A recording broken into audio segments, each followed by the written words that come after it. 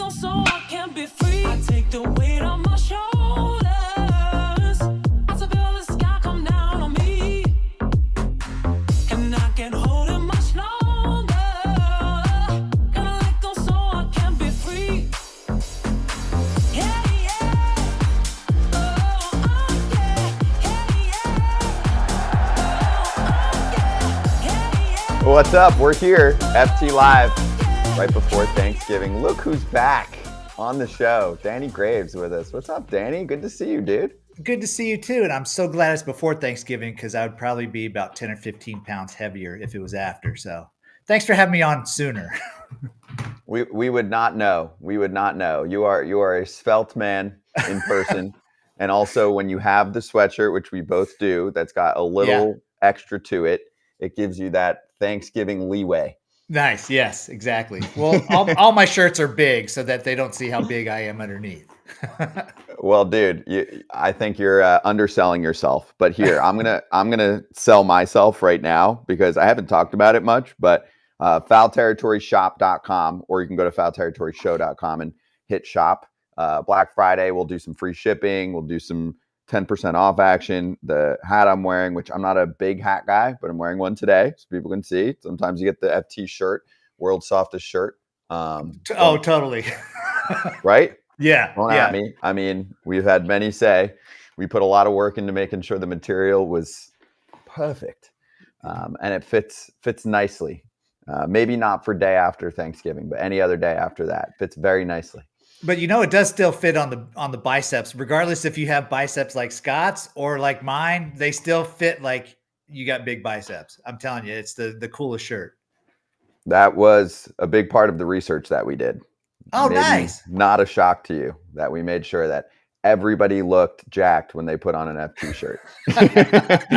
We also have wristbands. So check all of that out. Hats, shirts, stickers, even for the kiddos. Obviously right now, looking for gifts, we're there for you. Okay. And any questions, you can always hit us up on our Foul Territory Instagram. Let's dive right into things because we're going to have Ken Rosenthal joining us in about 10 minutes, Whit Merrifield later on, and Robert Murray as well, who's an insider who's got some news to share with us. So let's charge the damn mound. And Danny, I want to start with your off-season thoughts and really anything that stood out to you, or on the trade front, anything that you're waiting to see or kind of checking your phone most frequently for. Well, not that I'm trying to check my phone frequently for this, but I just, for some reason, get notifications about the Reds talking about some of the things that they're planning or talking about, any kind of rumors. And this Jonathan India thing, man, they've been talking about it for so long. I know there was talks during the season when they brought up Ellie De La Cruz and Matt McLain, that there was a possibility of some trades, and they love this guy in Cincinnati. He's great for the clubhouse, the fan base. They love this dude, but it's almost like he is going to be the odd man out. Like, where do you put him because of the youth with De La Cruz and McLain? McLain's a stud, by the way. I think he's the best out of all of them, the most consistent, anyways.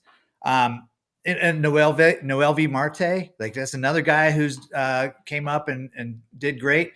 And listen, I love Jonathan India. I think he's one of the better up and coming players in Major League Baseball. But he's going to be more expensive soon when he hits arbitration. And the Reds just have that history of, unfortunately not being able to keep a lot of their players because of a smaller market. But when you have De La Cruz and Marte and McLain, Encarnacion Strand, Spencer Steer, all these young guys, there's really nowhere else for Jonathan India to go unless, he decides to play outfield, which I bet he could. But I just think this is an interesting story for Reds fans. Where is he going to be? Is he going to be in spring training with the Reds or somewhere else?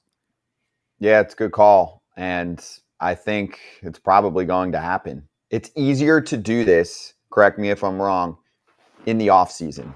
Because when this conversation popped up during the year and guys are together and he is one of the leaders of the team, if not the emotional leader of the team and in the clubhouse, when you take that away from a team during the season, it burns more. It leads to more media scrutiny or conversation. At least it can become somewhat of a distraction when you lose a player like that. And it's not like the end of the roster guy either. This is a guy who deserves to be starting on a team every day. So it's one thing if a team has a guy who's at the end of their roster, right? Maybe it's a third string catcher or, just a guy at the end of their bench that gets cut or gets traded. It happens. And still people get upset. I mean, I'm trying to think because there's multiple examples, but it's like I don't know, like a Johnny Gomes at the end of his career or AJ Ellis when he was catching Clayton Kershaw and there were tears and the whole thing, players like that or at the end of the bench, like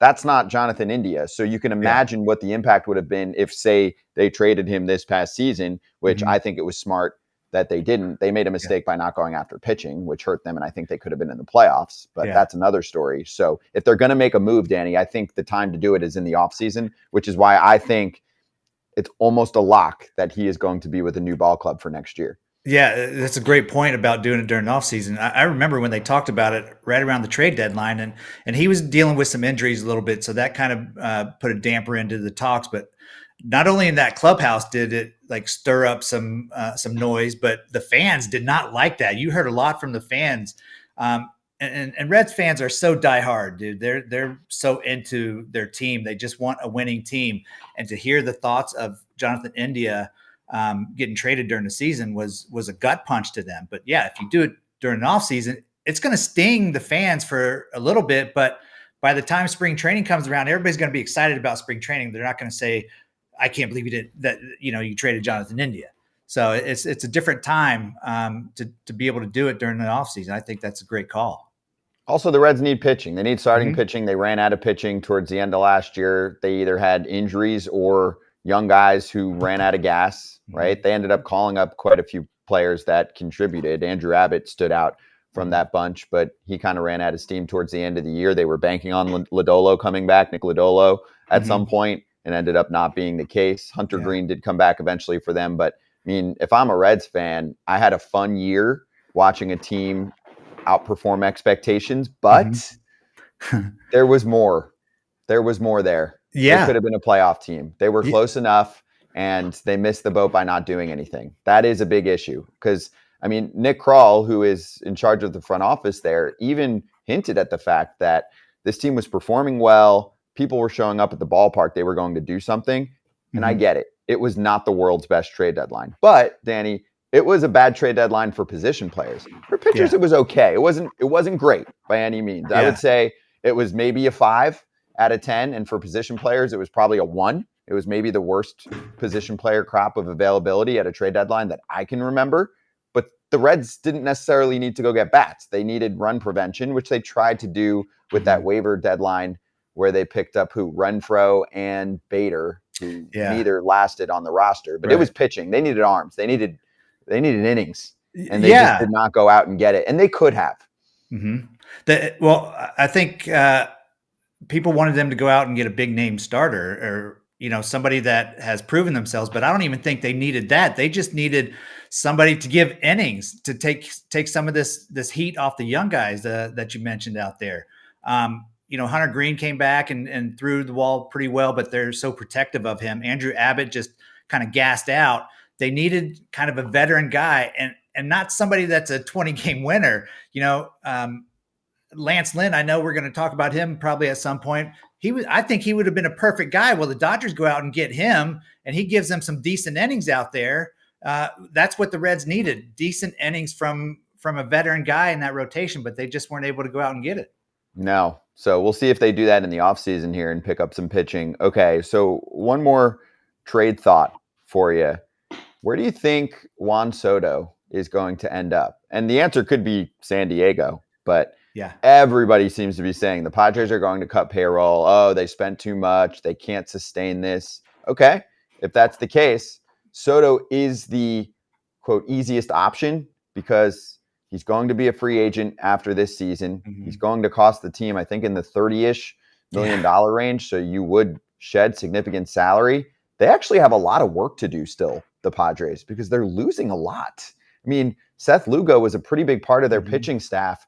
Blake Snell was the freaking Cy Young winner. Josh Hader was the best, if not top 3 closer in baseball this year. I mean, that's just on the pitching side alone. So you look at some of the guys that are locked up long-term for them, Danny, I don't really see many others as trade candidates. A lot of them have no trade clauses and long-term deals. And then even ones that are maybe on a little bit of a shorter term deal don't seem like they're in a great position to be dealt and get much back. So it looks like Soto would be the guy, and maybe that's where they'd be able to solve some of the pitching. And then you just assume that the hitting's going to be a little bit better for them this year. And it wasn't bad for them last year anyway. It was kind of middle of the pack. So do you think Soto gets dealt? I think he has to get dealt. When you're going to pay a guy, and I'm not saying he's not worth it when I make this comment, but you're going to pay a guy in the 30 millions as an arbitration guy before he becomes a free agent. And you're on a team that is so lost right now. You don't know if you're trying to win, if you're trying to rebuild. What are we doing? You lost your manager that you signed to a multi-year deal. There's so many questions with this organization. I don't think there's any way that they keep Juan Soto. $30 million for an arbitration guy is a lot of money. So go out and trade him to some of these bigger market teams, mainly the Yankees. I think the Yankees are the team that's going to go after him, possibly the Mets, because we don't know what Cohen's going to do. He likes to spend money, so he could. But I think you got to go out there and try to get whatever you can for him to get to rebuild at that major league level. They need some pitching seriously, with Tatis and Machado there offensively, Bogart's there. It's a ton of money, but they're guys that can provide offense. You need some pitching. And you mentioned Hader. Hader's definitely not going back. Blake Snell's definitely not going back, right? At least that's the consensus. Yeah, I don't think so. I mean, if they are indeed trying to cut some money, then you're not going to add two guys that are going to make 20, 30 plus mil a year, depending on which guy we're talking about here. So I'm with you there. I mean, the other thing is some people mentioning, trade for Soto and then lock him up to a long-term extension. Good luck. Okay. Good luck. Let me know how that goes. Right. Yeah. If you have $500 million, go for it. Otherwise, you tell me if a player is turned down already. I believe it's 440, and I'll confirm it for you in one sec, because I just want to make sure I get the number right this time of year. But the reports for Soto a few years back with the Washington Nationals, before they traded him, July of 2022, was that he rejected a 15-year, $440 million offer with no deferred money. And it would have been the largest deal in baseball history. And that was the third offer that they had given him in recent months, like in a short time period. So do you think that, let's say he ends up with the Yanks, for example, they're going to throw something at him and it's less than that number and he's going to say yes? Also with Scott Boras as his rep, 0% chance. 0% chance he does that.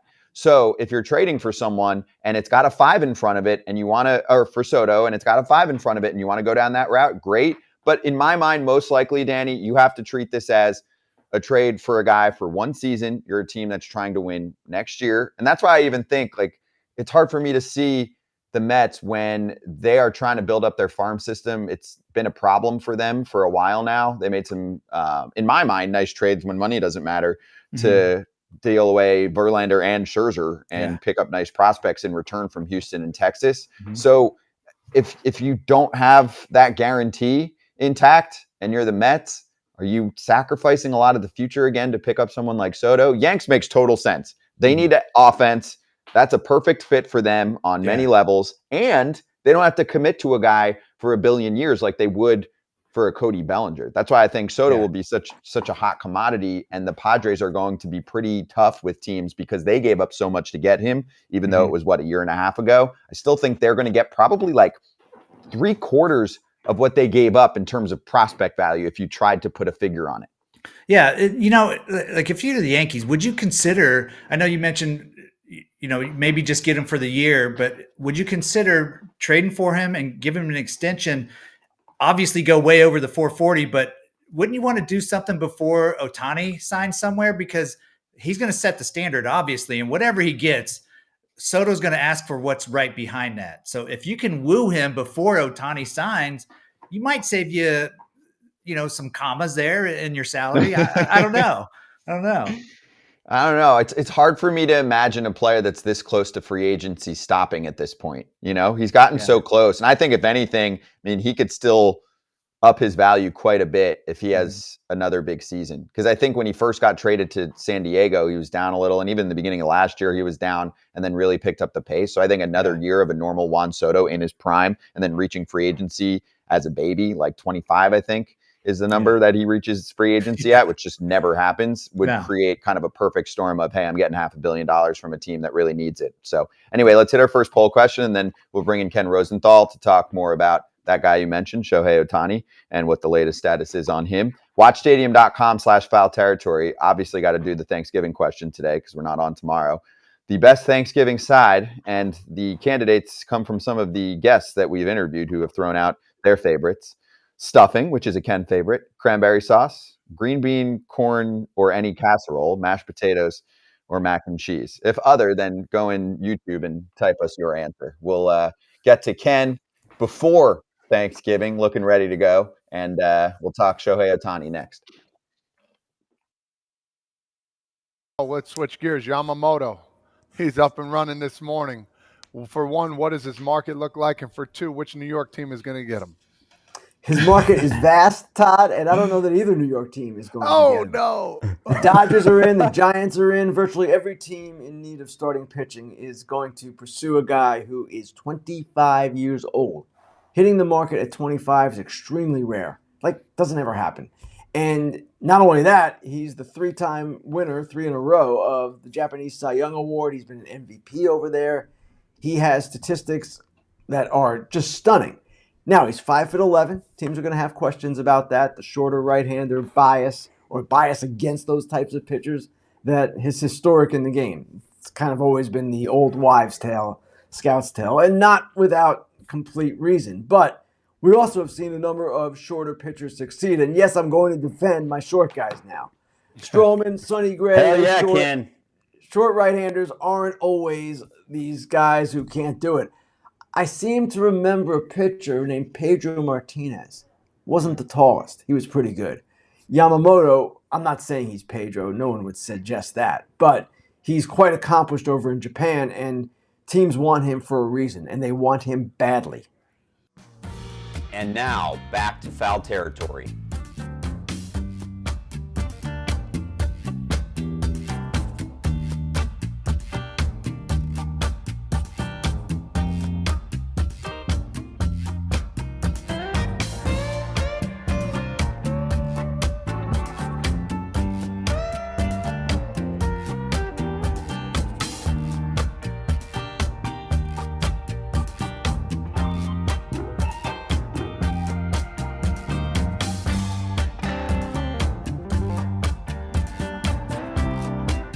Hey, our FT senior insider Ken Rosenthal with us. Really bonus Ken Rosenthal, because I did tell the FT everyday people that Ken was not going to be with us after tomorrow, but here he is. So I messed up the schedule there, Ken. So I'll end up saying happy Thanksgiving again to you at the end there. But let's just go right into the Juan Soto conversation here. I know you got to catch the back end of what we were talking about.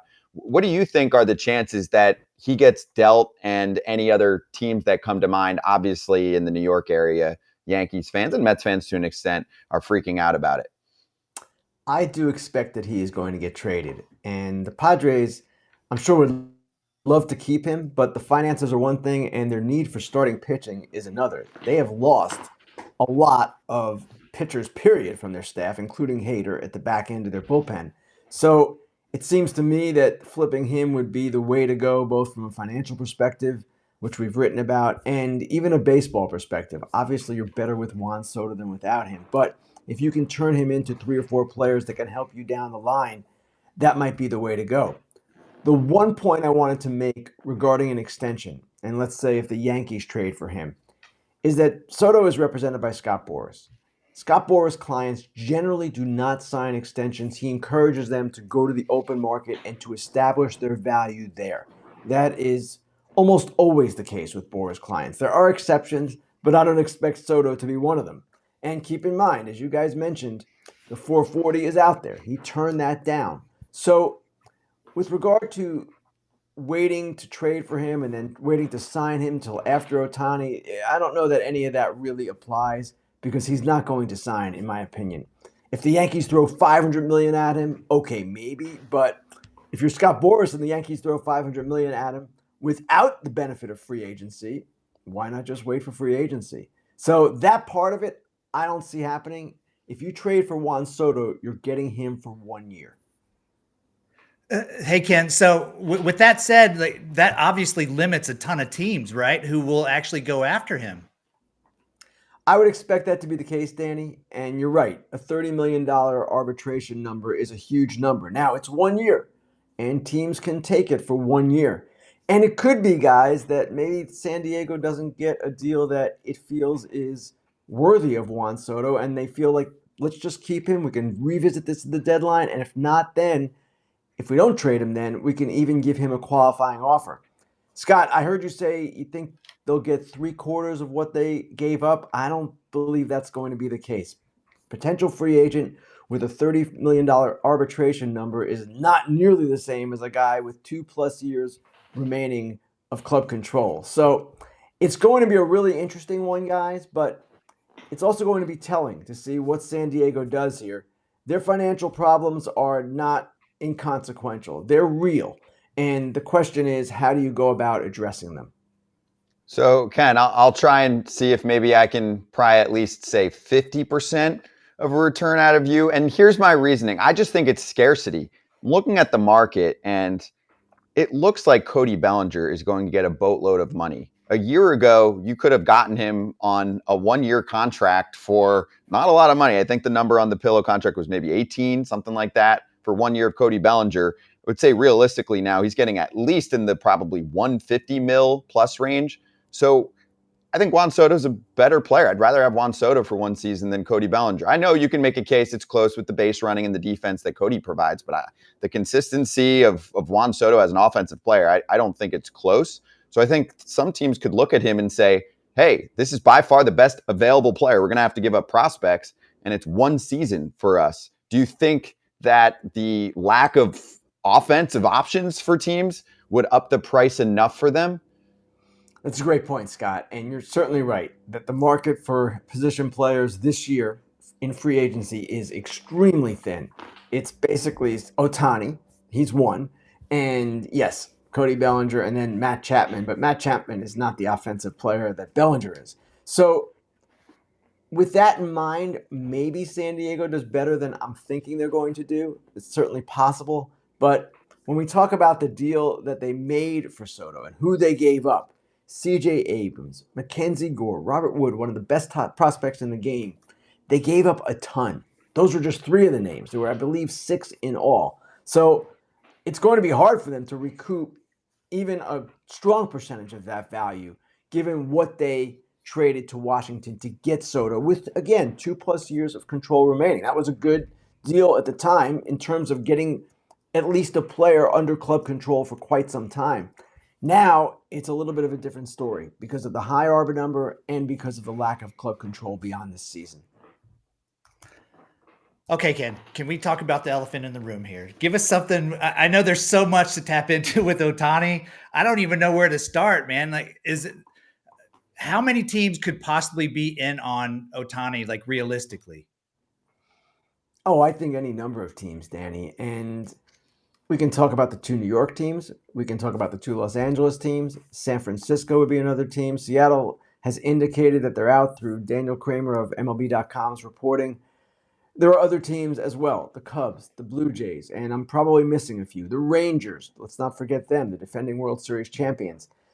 The real question to me, and what I wrote about earlier this week, is how teams are going to value him, knowing he cannot pitch in 2024, and wondering not only if he can pitch effectively in 2025, but how many innings he can provide, and beyond that, his desire to continue pitching. And I quoted some people, or actually one executive is saying, hey, I want to know. I want to look him in the eye and know he wants to keep pitching. I don't know that. Now, Ohtani obviously is marketing himself as a two-way guy through his agent Nez Bolello of CAA. I don't believe that he wants to stop doing it anytime soon, pitching and hitting. But in time, who knows? And also, coming off a second major elbow ligament repair, who knows what kind of pitcher he's going to be. So where I'm getting at with all this is that it's really difficult to value him, knowing or not knowing what exactly the pitching element is going to be going forward. You can value him as a hitter, certainly do that, and you can say, okay, we'll add X as a pitcher, but the X is the part that is just not known here. Hey, Ken, you mentioned Seattle. I don't think we've talked about this. You and I, AJ and me certainly did the other day when we saw that report from Kramer about Seattle. How shocked are you that they're basically, I mean, someone has to leak it, publicly saying that they're not going to be in the bidding for someone like Shohei Ohtani? To me, I was super surprised. I think they were a team that was brought up maybe as second place. Actually, in the recent Athletic survey that was put up, they were in second place, at least from a fan perspective. And even from following other writers and insiders throughout the year, I think people thought that Seattle would have a legitimate chance at trying to lure him to come over there. Even if they didn't have the top bid, if they were close enough. How surprised are you that they're not going to be in play for a guy like him when, I don't know, I felt like we've been waiting for them to do something like this for 5 years? Surprised on one hand, Scott. If you recall during the All-Star game, the fans in Seattle chanting for Ohtani, I believe it was "We Want Ohtani." There is certainly an appetite among their fan base, as well as every other, to have this player in their favorite team's uniform. Where I'm not surprised is that Seattle has spent at times, they spent for Robbie Ray, they spent for Luis Castillo, but they haven't really spent in a huge way. They've done some piecemeal things. Obviously, the Ray signing was a big one, and look what happened. He had to undergo Tommy John surgery, but these are deals in the $120 million range. They're not in the $200, $300, $400 million range. They have not done that. And if you remember at the end of the season, their catcher, Kyle Raleigh, basically called them out for not going at it the way the Texas Rangers have. I didn't expect things to change necessarily, but with Ohtani, you at least have to investigate it if you're the Mariners, because who knows? Maybe he wants to come there. It's a Pacific Coast city, closer to Japan, obviously, than an East Coast or Midwest city. It's a city with a large Japanese population, a city that really is quite vibrant and international in its own way. So if I were them, I'd be looking at it. And Mike Petriello today on MLB.com, he listed his top teams for Ohtani, and he had them second as well. And he had them second because they're one of the few teams that has starting pitching but needs the offense. Most teams obviously need the offense and want Ohtani, but a lot of the teams that are supposed contenders or would-be contenders for him just lack enough pitching. And obviously, if they need to spend on pitching, maybe they can't spend as much on Ohtani. Seattle is not in that position. They're in position where he could really help them short-term and long-term, but again, according to that report, it's not happening. And Cal Riley's supposed to join us next week, so we'll have some fun asking him how it is to not be in that sweepstakes. And you're right, Ken. I mean, they were 18th in payroll on opening day this season at 137 mil. I feel like the team is thriving. I mean, the ballpark's often pretty filled up, and they're not spending as much as they did years back when it was like the Cano Cruise days. So surprising to me, Danny, you know? Yeah. So, Ken, I got an interesting question. You mentioned 2025, obviously, when Ohtani's able to come back and pitch and not knowing how much he's going to be able to pitch. Has there been any teams that you've talked to that even had a thought of maybe having him as a bullpen guy instead of a starter when he does come back? Is that even possible? I have not heard that, Danny. And a lot of fans ask about that from time to time, too. But if you think about it, it's difficult for him to be in the lineup and be available as a reliever in that particular game. How does that even work? He's got to warm up at some point, and he might be hitting that inning. So I guess it's conceivable you could do it. He certainly did it in the WBC on a one-time basis in the championship game. But I don't know that he could do that over 162 games. And I don't know how that would be for his arm either, how that would all respond based on his medical history. So that to me seems a long shot. What isn't a long shot if he no longer pitches for whatever reason? Maybe physically he's not capable. Maybe he doesn't want to, whatever the reason might be. The outfield. The outfield, according to the executives I spoke with, is realistic. They all think he's well athletic enough to do that and be a really good outfielder. But of course, If you're talking about a $500 million, $600 million player, you want a little bit more than a right fielder, right? You want the pitcher too. So these all are questions that come factored into this mix. And again, it's going to be really interesting to see how this plays out, because for all the questions I'm raising here, it only takes one team. And I believe there are going to be multiple teams willing to give Shohei Ohtani the deal he wants with the opt-outs, whatever ultimately the final agreement comes to. There'll be teams willing to do it. Okay, so Ken, we're getting some questions about Ohtani on specific teams. I'll kind of mix them all together here and add it to my thought process of when he's going to sign, because I know you mentioned on Fair Territory the other day, it could take a little longer than people think. I think there's many people that are just going back to recent history and saying, oh, well, he didn't take long last time. And when his arbitration talk came up, I mean, obviously he didn't get to arbitration. He took his money, at 30 mil or something like that. And it was really quick. I think it was like early November. He just wanted to get that done, whatever that means, as if people really know what he's thinking. So wanted to get your thoughts on how long you think this is going to take. And so two fans are asking about the Blue Jays and the Dodgers. And I'm actually thinking the Dodgers plays into this a lot, because we now have Yamamoto available for about a month, right, to sign with a ball club. And I'm wondering if, which one goes first, because you could look at Yamamoto's money as Ohtani and say, okay, well, I'm going to destroy that number. And maybe if the number's even bigger, it makes my number even larger, even though we're not comparable people. The other end of that is if the Dodgers don't end up with Ohtani and Yamamoto gets even more money because they become more desperate. So do you feel like some of this is kind of webbed together? I do believe that it might be webbed together. Now, I'll take each question one at a time. The how long question is really interesting, because there's one school of thought that says he has to sign quickly because the teams that are interested in giving him $500 million are going to want answers quickly, because they can't have that money tied up the entire offseason while other options disappear. That would drive a quicker signing, right? The other end of it is Yamamoto. So Yamamoto, the expectation is he's going to go for $200 million plus. He is a 25-year-old free agent from Japan who has won 3 straight Japanese Cy Young Awards. He's won MVPs. He is the belle of the ball in terms of free agents other than Ohtani. So if that happens and you're Ohtani, maybe you do want to wait, because once he is off the board, let's say he goes to the Mets, well, maybe the Yankees get more interested in Ohtani. Not necessarily even the Yankees, the Dodgers, whoever you might want to say. He's not really a fit for the Yankees, Ohtani. But it will put other teams on tilt. So I'm not exactly sure how it's going to play out. You have those kind of diametrical forces going against each other. Now, as for the Dodgers, they're a really interesting team. They don't need Ohtani for attendance. They don't need him to become a bigger brand. They're a huge brand. But even if you take all of that into account, you sign Shohei Ohtani, your brand does get bigger.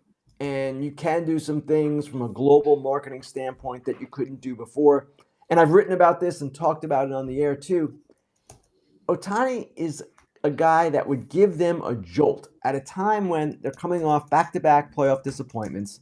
They have a great team, but fans are kind of, we've seen this every year now. Well, not every year, but a number of years where they disappoint in the playoffs. They might want something more to excite them. That's one end of it from the Dodgers' perspective. Now, they need pitching, right? For 2024, Ohtani's not going to pitch in 2024. That's a factor. But to me, they can do Ohtani and starting pitching. The Blue Jays are really interesting here. There has been a lot of talk about the Blue Jays. I've had people tell me watch them as a sleeper. I can see it and I can't. The Blue Jays are a good team, but if you're Ohtani and you're hell-bent on winning, I don't know that they're a certainty. Now, they have a rotation in place and they could use him. Perfect fit for their lineup, left-handed hitter, of course, that would help them. But does he want to play in that competitive division? Or does he want to go to a place where he thinks he can win more easily and go about it that way? Toronto is an international city, growing Japanese population. There is nothing wrong with Toronto from a player's perspective. But I'm not sure I buy that they're going to be the team in the end. Ken, hypothetically, let's say Dodgers sign Ohtani tomorrow. Do they try to work something out to bring Mike Trout with him? I don't know. And Mike Trout's trade value right now is not as high as it once was, obviously, because of all the physical questions surrounding him and the money left on his contract. And the other part with Mike Trout is, does he want to go? Any talk about Mike Trout being traded has to start with Mike Trout. If he doesn't want to go, then he's not going. And that is something that in all these conversations you hear fans have, and sometimes writers too, it gets overlooked. The guy has a full no trade clause. He has not shown any inclination to want to leave Anaheim at this stage of his career. Now, people can have their opinions on that, and that's fine, but ultimately it's his choice. He has the no trade clause for a reason. So is it possible that he gets traded this winter? Of course it's possible, but it seems to me the Angels, again, want to compete. They just hired Ron Washington. They're hiring some new coaches. They want to do some things, and trading Mike Trout would not help them competitively. Nor business-wise, I mean, after that, if the Angels are struggling, what are you going to Angels games for? You go from Right, Trout and Scott, one Ohtani more to point. this? Yeah, one more point on that, too. When I say trading him would not help them competitively, someone might say, well, wait, what if they get a boatload back? I don't believe they're getting a boatload back from Mike Trout right now because he has not played that much in the last few years, and he's got a ton of money left. So he's on the wrong side of 30, at least from teams' perspectives. It doesn't seem to me he'd get the boatload that an average fan might expect. The only thing surprising to me, Ken, is if I'm Mike, I know it's not his style, but man, I mean, you could make the case that he's past his prime, at least with the physical injuries that he's been going through. He's still going to be an exceptional ball player when he's on the field. You're running out of time to be in playoff baseball. I don't think anybody right now is looking at the Angels roster going, without Ohtani, oh, that's going to be a playoff team in the AL West. Well, there is a chance still, guys, I don't know how big a chance it is, that the Angels re-sign Ohtani. And if they re-sign Ohtani, then you're Trout and you're looking at this entirely differently. Now, it seems to me to be a long shot. Ohtani has been pretty clear about one thing. He wants to win. Now, we know he's comfortable in Anaheim, and we know he can be private in Anaheim. It's obviously the Los Angeles market, but it's in Orange County. It's not the same as being with the Dodgers or the Mets, the Yankees, name a big market team. So that part of it might appeal to him, and Artie Moreno might want to keep him. But at the same time, he does have this desire to win. And we saw that during the WBC, how much that fired him up, pitching for Team Japan and playing for Team Japan and bringing that WBC title back home to Japan. So I don't see the Angels doing it, but at the same time, I can't rule it out either. Last thing, Ken, just because I use this example all year, and it actually applies now more so than ever based on, the technical difficulties the other day that we covered with Ohtani not able to speak at his media availability for the MVP. I use the example when people ask me about baseball and marketing, and I go, imagine if LeBron never made the playoffs and never spoke.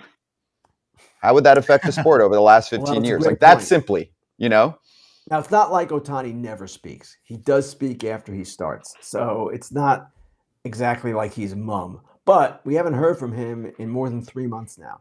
Now, that's his right. But you're right, Scott, in terms of the popularity of the sport, the marketing of the sport, the globalization of the sport, it's not the greatest scenario. And I don't know who is stage managing him.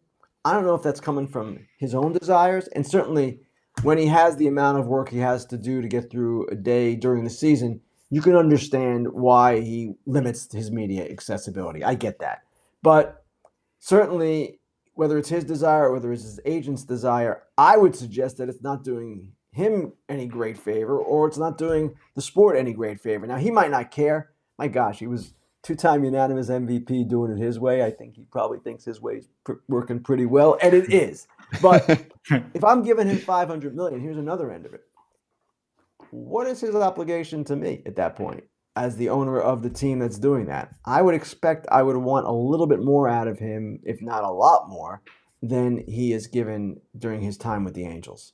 Yeah, it's a great call because you Mm-hmm. can't, I mean, at least that, from what I've seen, you can't put like clauses in, hey, you have to speak at this time, make an appearance or whatever. So we'll see what happens. Ken, good stuff. Wanted to really talk it out with Ohtani. Obviously, it's one of the most curious cases we've ever seen in free agent history. And now I'll say, because we're definitely not doing a show tomorrow, happy Thanksgiving, Ken. We appreciate you. You too, Scott. You too, Danny. Have a great holiday. Thanks. You Cheers. too. Thank you, Ken. Ken Rosenthal with us on FT and on Fair Territory, which came out the other day, which included a really great breakdown on the Aaron Nola re-signing with the Philadelphia Phillies. Obviously, there's more on Ohtani, Woodruff. You got to hear Ken's rant. We went over it a little bit yesterday on execs during Thanksgiving. So check it out right now, and we'll be right back. So my next question to you, you talk about Ohtani. Now people are forgetting too as well. Hector Gomez came out with a tweet earlier talking about how they might try and get Mike Trout too as well.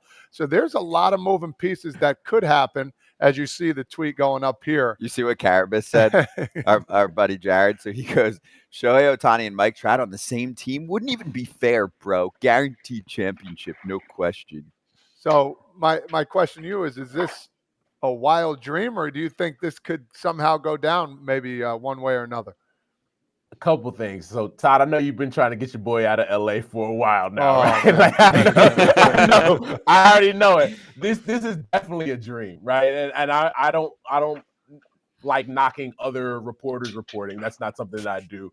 I'm just going to say this. It would be very difficult to move that deal. Not saying impossible, because we've seen a lot of things happen. And I think for realistically at this point in Mike's career, Mike Trout is one of the best players to ever lace him up, but it's been a while since Mike has been able to stay healthy. And if you're a team looking to acquire him, you got to ask yourself, all right, are we getting MVP level Mike Trout, right?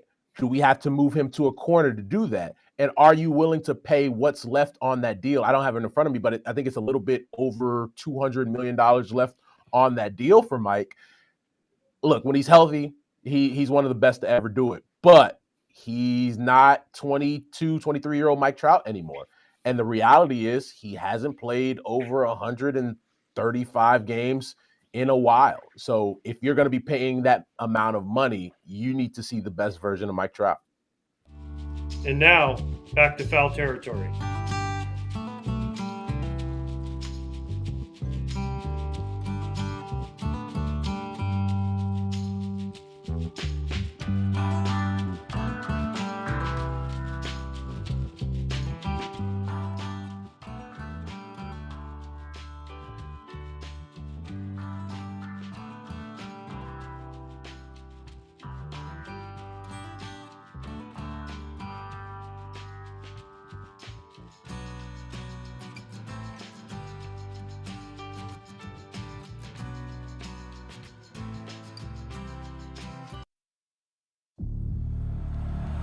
We all love the game. The game.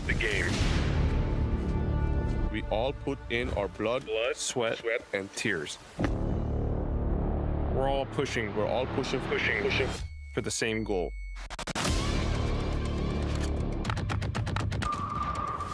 We all want to be the best. We all want to be the best. The competition never ends. Never ends. And rivalries are made.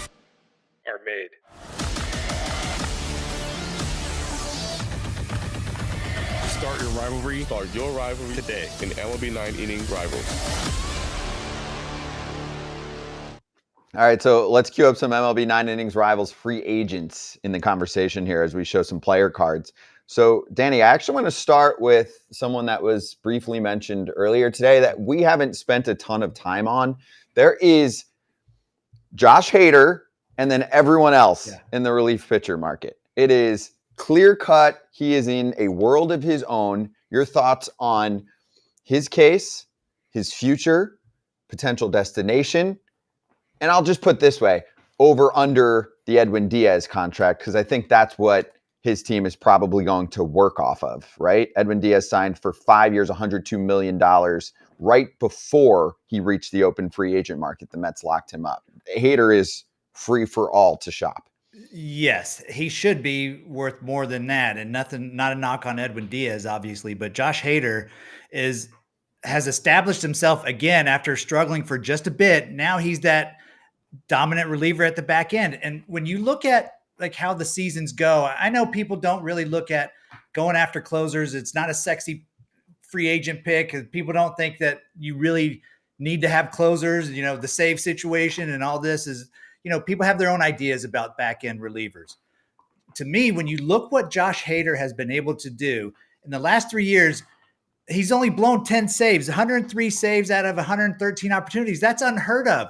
And when you look at teams that were in the playoffs this year, I know the Rangers won the World Series, and congratulations, but is Leclerc the guy that you're going to go to finish out games and have that confidence in?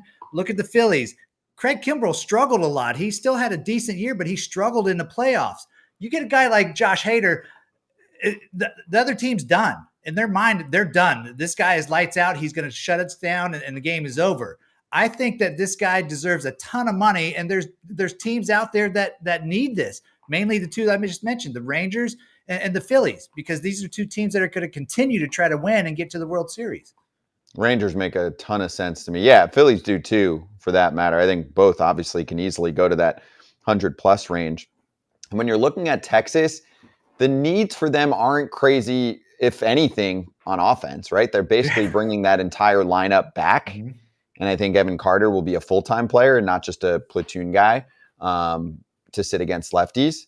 So you look at the rotation, sure, every rotation could use more help, but could get even stronger. I'm assuming, and he told us the other day that Max Scherzer will be kind of fully healthy and ready to go for a full season with them as well. I don't think DeGrom's coming back until the next year, no matter what, unless he surprises us in like September or October. But man, I mean, that was the one spot you were looking at that was glaring during the regular season. And then even in the playoffs, Chapman made everyone nervous. Imagine if it's Josh Hader to eat up an inning. And also, don't think that he won't give a team an extra out or two here and there now that he signs a contract. That all had to do with the Brewers messing around with him in arbitration and a bigger battle that's going on. And actually, you can speak really well to this, dude.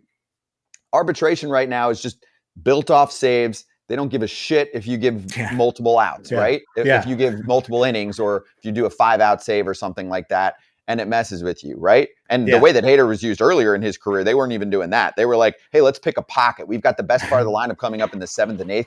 Let's go a couple innings here, or even 3 innings sometimes with Josh Hader. He was a very unique weapon. And I think it was definitely more of an injury risk for him to be used that way. So you add all of that up. Okay, I'm not being rewarded for being this unique weapon in the sport, and it could lead to more injury for me. Why the hell am I doing this, right? He's a human being. He can say no. They can't force him to pitch whenever they want. And that's essentially what happened. What do you think about all of that and the way that he's kind of made sure that obviously he's taking care of himself, but also let's be real here. Anybody would take the numbers in the season from Josh Hader and not complain that there's a couple cases during the year where you wish you had him for a few extra outs. I think that changes once he signs for big money. 100%. And I don't blame the guy at all. And going through the arbitration process, I don't think people understand how nasty that is. That is an evil thing, but it's part of the game. And I think it works great for both sides. Back when I was playing, they had, we had this category called tough saves. When you come in and get more than 3 outs or you come in with guys on base, it's a stat as a tough save. And it looks great. And everybody loves it during the season. But guess what? During arbitration, they don't care about a tough save. That's nothing. That's nothing to them. So with Hader, why would you risk yourself going extra outs, especially on a team that isn't very good, that's not trying to win with the Padres? Why go more than an inning? Why go more than 3 outs? Save it for when you do have that guaranteed money. And when he gets 110, 120 million for 6 or 7 years, guess what? I'll pitch. Yeah, I'll throw 4 and get 4 outs for you. I'll get 5 outs for you. Especially on a team like the Rangers, they're not going to be using him every single day like the Brewers and the Padres wanted him to. They'll take care of him, especially if he goes 4 or 5 out. So I don't think this is going to be an issue for Hader. Obviously, it's up to him, but I think he's going to want to go out and compete, especially if the team is winning. I've got about 5 years, 115 mil for Hader. There's some guys that I think, end up getting a year more than most anticipate. I think Aaron Nola was an example there. Most of what I read in terms of predictions were at 6 years, and he got the 7th. I think starting pitching is still different from a closer. There are many teams that just completely rule out paying that kind of coin for a closer. Yeah. So I think that a team would rather just go with the higher average annual value and just top that Edwin Diaz number and use that as a barrier. So I think he gets more. I don't think it's a lot more, but I think he gets more, and I think he'll be in good shape with a number like that. Yeah, I mean, he'll be living okay, I guess, for the 115 million, whatever it is, too. Like, and whatever team signs him, if it is 5 years, 115 million, yeah, the AAV is going to be up there. But if they're out of it towards the end of this contract, they'll be able to trade him. Somebody's going to take him. You know, these, as long as he's pitching well and he's healthy, there's these other big market teams that'll say, okay, we need a reliever. We'll take you. He'll be fine. So I want to bring up another guy because, you know, we haven't spoken to you in a while, and some of the regulars here like Pierzynski and Kratz were getting on my case about Matt Chapman. And I start bringing up some advanced metrics with him. Oh, he looks like a beast there. He looks like he's about to, you know, go in the wrestling ring. The shoulders, look at that. Yeah, broad shoulders. Looks like a guy who was elite in hard hit rate, exit velocity, numbers that aren't discounted. I'm not going to, you know, do the get off my lawn thing with Kratz and Pierzynski, but I was bringing up those numbers and I'm telling them, listen, front offices are trying to project forward.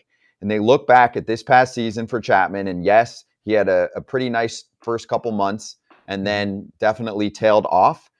I did some more digging on the power numbers for the Blue Jays in general.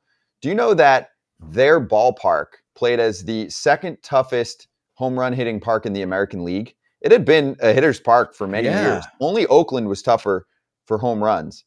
The Blue Jays made renovations. They even brought some fences in, but they also made some adjustments that at least some people with the conspiracy theory action going on are saying changed, like the wind tunnels and trajectory and all of that. Whatever it is, I don't care how it happened. It's just that Vladdy Jr.'s power numbers went down pretty significantly, yet he still was hitting the shit out of the ball. These guys were making hard contact and getting lift on it, and it wasn't leaving as consistently as it had in the past. I'm not saying that's the only reason you should look at someone like Chapman and say, hey, 17 home runs should have been, 25 to 30. But he led baseball with, what was it? Oh, well, that was 2 years ago. He had a 56% hard hit percentage, and this past year he was second in hard hit percentage to Aaron Judge. So I think he's going to have good baseball ahead of him. And also, again, you just go to the scarcity part of things where I think he's going to get $100+ million based on who he is, what he does at third base, and then he's still at least above average hitter as an elite third baseman.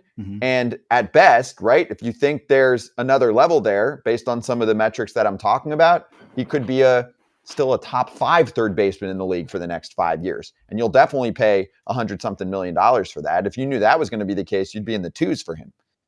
Yeah, Chapman's, whatever teams he signs with is going to be an asset. I don't care that he only hit 17 home runs. That's an interesting point you made about the ballpark, but he's going to hit 20 to 30 home runs wherever he goes. Bottom line, he's going to be a great defender.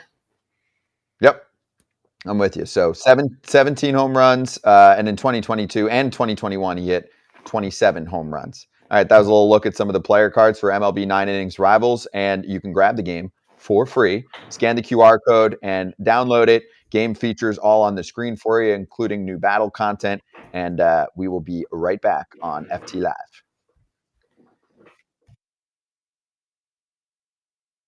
Yeah. When I first got diagnosed with that Terry strain, that's a 4 to 6 week injury. That's basically what I was told. And when I did it, did it in the middle of September. So I basically knew my regular season was done. We'd have to get deep into the playoffs to even have a shot. But for one day I was like, really ticked off that my season was over, especially the regular season, that I wasn't going to be able to help, get the playoff push. But then the next day I realized, like, no, this team's good. I'm not going to quit on this team. I'm not going to quit on my season. That if you gave me a shot that maybe be back in the middle of October, you know what? I'll make sure it's 4 weeks. I'll do everything on my end to give myself a shot to be back in any capacity, whatever it is. Just find a way to get back out there. And did the rehab and found a way to keep it at 4 weeks, and be able to get back out there at the right time. And sure enough, the team got hot there in October and allowed me to be able to get back out there. So, that's why you never quit. You never know with baseball. You can never count anybody out, count any in. You always got to play it out, and you always got to be ready for any scenario. And for me, I was ready for that postseason. Then that started a month earlier. But no, yeah, he was on the committees, on the rules committee, and we, different rules that, this is like 5 years ago, of, going through that and, hearing what, each side had to want to bring. So none of those rules really got implemented from any of those conversations that we had back then. Imagine that. But yeah, no, obviously, he's got a bright mind. When I worked with him just on when he worked for MLB, but with the baseball side, he does a great job of taking in the analytics where they need, but it's really old school. We're going to keep it real. Use your eyes, use your feel, use the human element to this. We lead with that, not the computers. And now back to Foul Territory.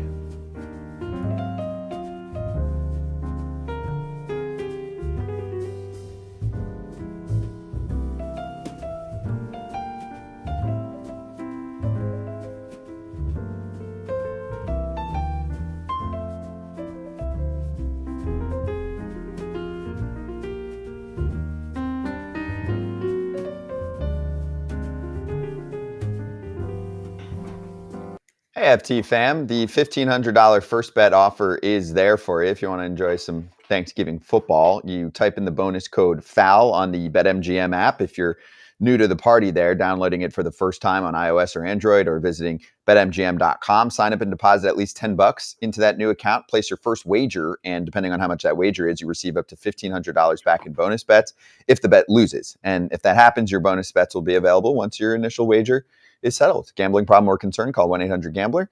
Winner of best Thanksgiving side out of the options that we gave were best, or any casserole, Danny, any casserole.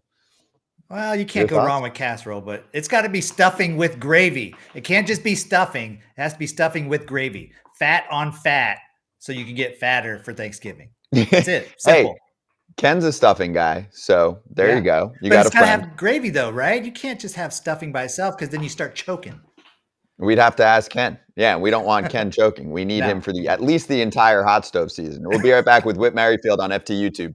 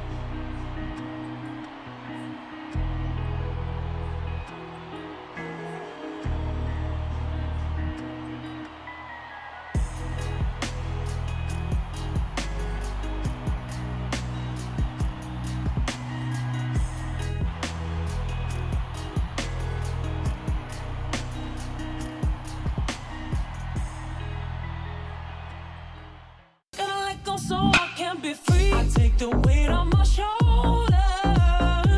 I feel the sky come down on me, and I can't hold it much longer. Gotta let go so I can be free. Yeah, yeah. Oh, yeah. Yeah, yeah. Second hour and final hour of FT Live before we hit Thanksgiving. Braun and Danny Graves with you today, and Whit Merrifield's going to swing by soon. Got a lot to get into with free agent Whit, and also he's a part of the rules committee, which I want to get some more info about. And then, speaking of info, Robert Murray's going to make his FT Live debut, who does some news breaking himself, so we'll see if he has any trades or signings for us. All right, so before I get to a very interesting little news tidbit we learned the other day about our friend Ichiro, I'm just reminded of some venom in the comment section of our YouTube yesterday from a couple of people I hadn't seen in the comments before, saying they didn't like the FT theme song where we started. So the other guys are too biased. They're on too frequently, right? Like Kratz and Pierzynski. Danny, your thoughts? Because one guy was like, I'm not getting pumped up enough with the music. You guys should do something like the 7th inning stretch or like a play on a baseball theme. And I was like, dude, how old are you? I was like, you want us to play the 7th inning stretch or like, a baseball organs or something like that to start the show? It's just not really how shows start. Let's save that for the ballpark in between innings. Yeah. 7th inning stretch. There's meaning to the song that people probably don't realize, but especially the word free is pretty important related to how our conversations go. It is an open forum for baseball personalities, writers, insiders, players, of course, anybody to come on here and say whatever the hell they want to say about the sport and have no holding back, no repercussions, full transparency. So I like the fact that the word free is in there. And it's just a reminder for us when we start the show, like, say whatever the hell you want for the next 2 hours. Yeah, free speech, right? But you can't play the 7th inning stretch anywhere except for a ballpark. The organ music should only be in between innings at the ballpark, not on like getting ready for a show. Like, no. Dude, can you imagine if, like, so I'm assuming he didn't mean to actually say the words of the 7th inning stretch, but just for 1 second, visualize the music of the 7th inning stretch, okay? And imagine that for 20 seconds to start FT every day. Yeah. I don't know. I don't see it. No. You have people going like this. Right? Yeah. So, no thanks. I love it. I love the music. Very upbeat. And it was deflected back. All right, so let's hit this quickly. I want to ask, actually, we'll ask Whit about it. Let's bring him on. Whit Merrifield joining us right now on FTLIVE. Whit, great to see you. We'll get to all the good golf stuff first. I was about to bring this up and definitely want to get your thoughts. Ichiro is 50 years old, dude. And I don't know if you saw this pop up the other day. He pitched a complete game shutout in Japan, 116 pitches. It was against a high school girls team. Bunch of strikeouts, did well at the plate, whatever. But the key was he was chucking 86 miles an hour too. So dude's still trying to kick it. And if he could, he'd be in the show right now. How you doing, man? My man loves baseball, huh? Wow. Hey, props, Ichiro. That's impressive. Is 86 impressive for 50 years old, Danny? Yeah, that's impressive for 45 years old. 50 years old, I don't know how people can do that. Be able to throw that hard. I can throw about 40 right now. So, Whit, speaking of Ichiro pitching, how many position players have you hit off of, if you've ever hit off of, and do you like it or you hate it? I hate it, frankly. Actually, this year was the first year that I've got to hit off a position player, believe it or not. That happened 3 times. I was 1 for 3 with a double, but I haven't struck out. But first time is in Tampa, happened twice in the same game. I think I popped out, and then I hit a double, and then happened again in Boston. And the guy was throwing like, it was one of those, like, if you're facing a position player and he's just, lobbing it in there, and fine, that's fine. But then, like, you get 2 strikes and he wants to have a strikeout, and he like rears back and throws it hard. That's the worst. It's the absolute worst. That's what happened to Boston. And I like fought off a 85-mile-an-hour fastball away to second base, which felt like it was 120. It sucks. I hate it, and I wish we could do something to get rid of it. Can we do anything to get rid of it? Can we just ban it and say position players can't pitch? I mean, it is possible, right? Yeah, I don't know. It's kind of, I don't know. Or what about say if if position players get to pitch, then pitchers have to hit off the position players. Yeah, or like just make it not count, or I don't know. It's weird. I don't love it, frankly, but I don't really see a way to avoid it. But lastly on this, Whit, have you clocked yourself from the mound in the past several years? Like, do you know what you'd throw? No? I don't. I actually don't even have the slightest idea. I pitched one time and I was just lobbing it in there, and but you didn't pitch. Did you pitch in high school or anything growing up? Nope. Really? That's actually surprising. Yeah. My dad was a baseball player, and he played a position, and I was, I didn't really grow until freshman year of college, and then didn't really like fill out until 24, 25. So it's not like I had like this like great arm when I was young, like most of these big leaguers do that are studs. I wasn't really that big of a stud when I was young, so it wouldn't have been anything impressive if I did pitch. All right, well, whatever. You're better off. It's better for body preservation anyway. So take me through the free agent life right now. What's it like? Obviously, we're not asking for every phone call right now, but just what's it like for you and the family and this time of year too? I don't know what the Thanksgiving plans are, but how many people are going to come up to you and be like, where are you playing next year? Just for the small talk. Yeah, it's a popular question. That's for sure. So, it is what it is. It's free agency, and it's my first time going through it. So, it's been fine. Yeah, it's been fine. The only offer I did get that I can share with you is Hyunjin Ryu offered me I could stay at his place in Korea if I ever want to go play in Korea. So, get that offer. But free room and board in Korea. Yeah. Wow. Okay. All right, we'll report it. We heard it here first. I like it. Are you excited about it? I know we talked about it a little bit at some point when we spoke, but are you excited about it? Are you nervous about it? Do you just want it to get done? Like, what are your kind of feelings and emotions? I think most guys, surprisingly, are like, it's cool to be here, but it's annoying, and I just want to know where I'm going. Yeah.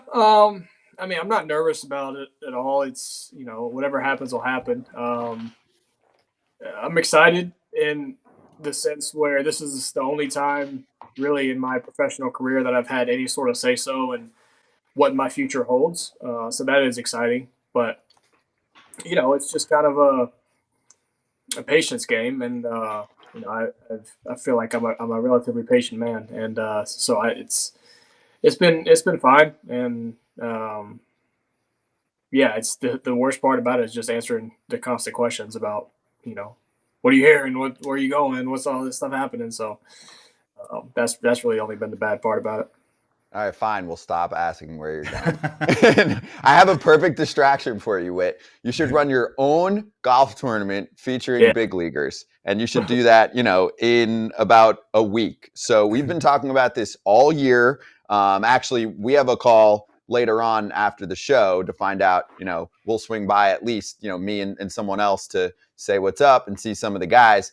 Give us the lowdown now that we're just about there on the tournament, what you're excited about, any updates, any other promotion, who is confirmed that you're excited to see there. I know we can't go through every person on the list, but we're almost finally at what I think will become some history, because it's always tough to get something together and you don't have anything to show from the past, but you're going to be able to have a tournament with big names, have a successful run, and then guys are going to talk about it, and it's going to become an annual thing. Yeah, that's the goal. We think that we've had just a great. The Ritz-Carlton in Orlando has been just incredible, helping us coordinate this, and I really think it's going to be just a really, really fun 4 days. Praying the weather holds up. The initial forecast looks like it will, and so we'll keep our fingers crossed with that. That's always a big factor when you do something like this. But it's going to be a great event. We've had some great sponsors come on and help. Some great partners with whether it's Bettinardi, Johnny O, Sunshine Beverages, and Splendor Beverages, which are actually people that I know here. Alpha Omega is supplying some wine, and Casamigos giving us tequila. What else do we have? TaylorMade. TaylorMade's been incredible to us. So, and then this company Revel is helping put on the party and really help coordinate all this, which is a super, super cool company, especially if you're a college sports fan and particularly college football fan. I really highly encourage you to check out Revel, Revel. They do just an incredible job of setting you up with tailgates and parties at certain games, and it's just really, really cool. And so they've done a great job of helping us and putting on this party Wednesday night, which I think is going to be really cool. The tournament's going to be Thursday, Friday, Saturday. Tee time's going off day one, and then after that, it'll be based on score. We've got 2 divisions. We've got a net division, which is handicapped, and then a gross division, which is just raw score.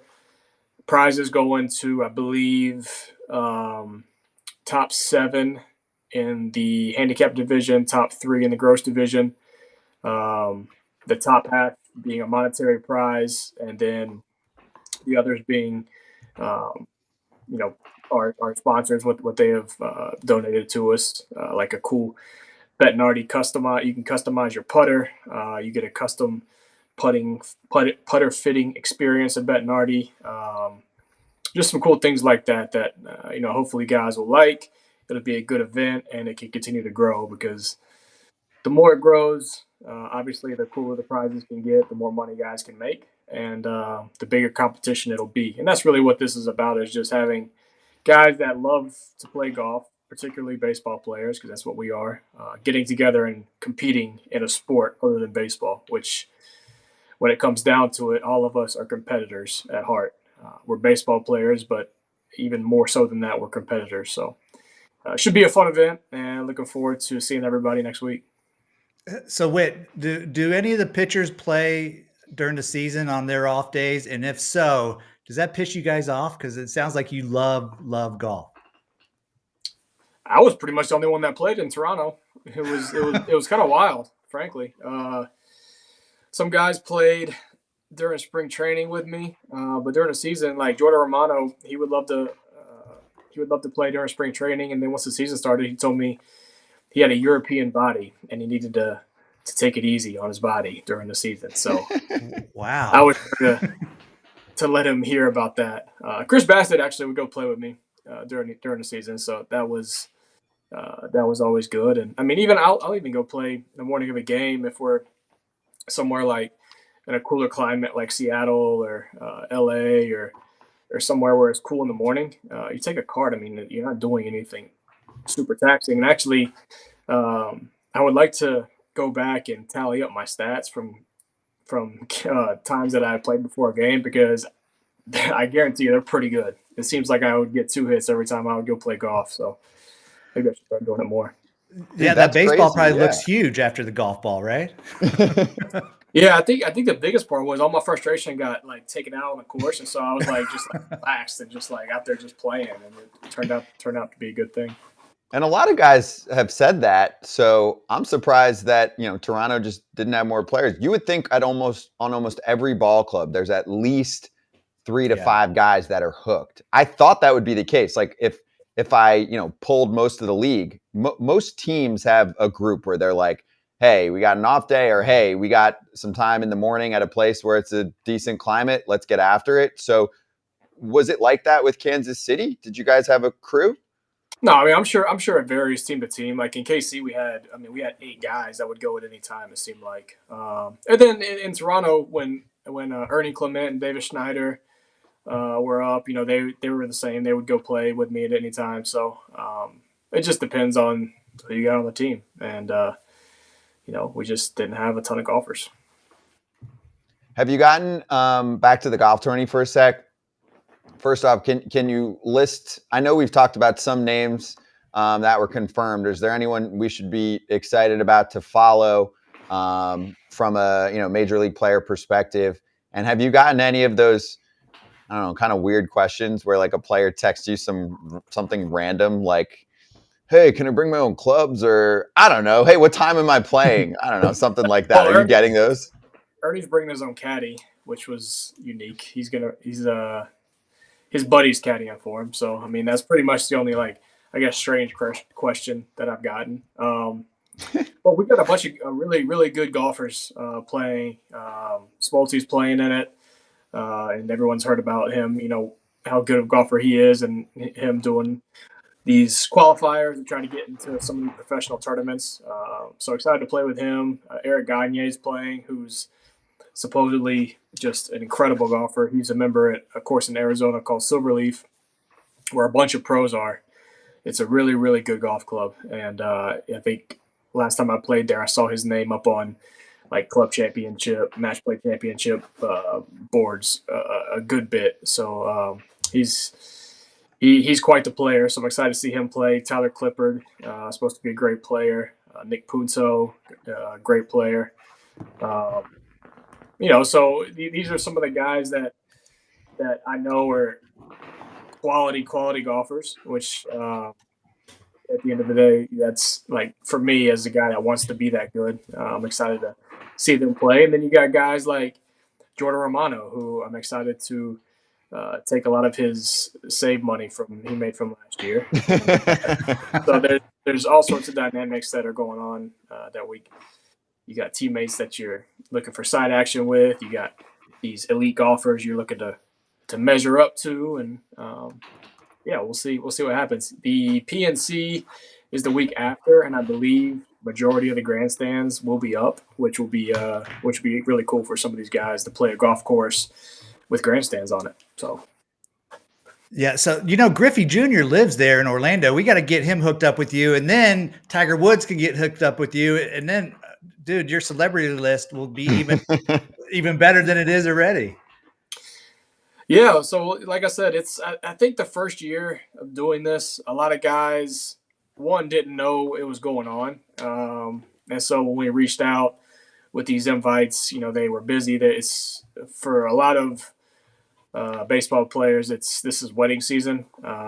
So a lot of guys were either going to weddings, were in weddings. So there's a lot of that happening. And then probably some uncertainty as to what this really was. And so, and then frankly, like from our end, we only know like a certain number of guys that are golfers. And so we reach out to them and try to get them to reach out to guys they know that are golfers. But I just saw Fred McGriff last week at Pebble Beach, and he's a huge golfer. So didn't know that, and I got to know Fred last year with the Blue Jays a good bit. So he'll be getting an invite next year, and just stuff like that. Like we just weren't sure who all to reach out to, and hopefully after this year it goes well, and that word can spread, and the tournament can grow, and it'll be a better event next year than it was this year. It'll be the hype video, right? You'll have the hype sizzle, and that'll get shown around, and then guys get jealous, and then they want to go, right? Like hotels and certain destinations have it down to a T. So look out for that, I'm sure. Yeah. Okay, dude. So back to free agency. Not you, but Shohei Ohtani's a free agent.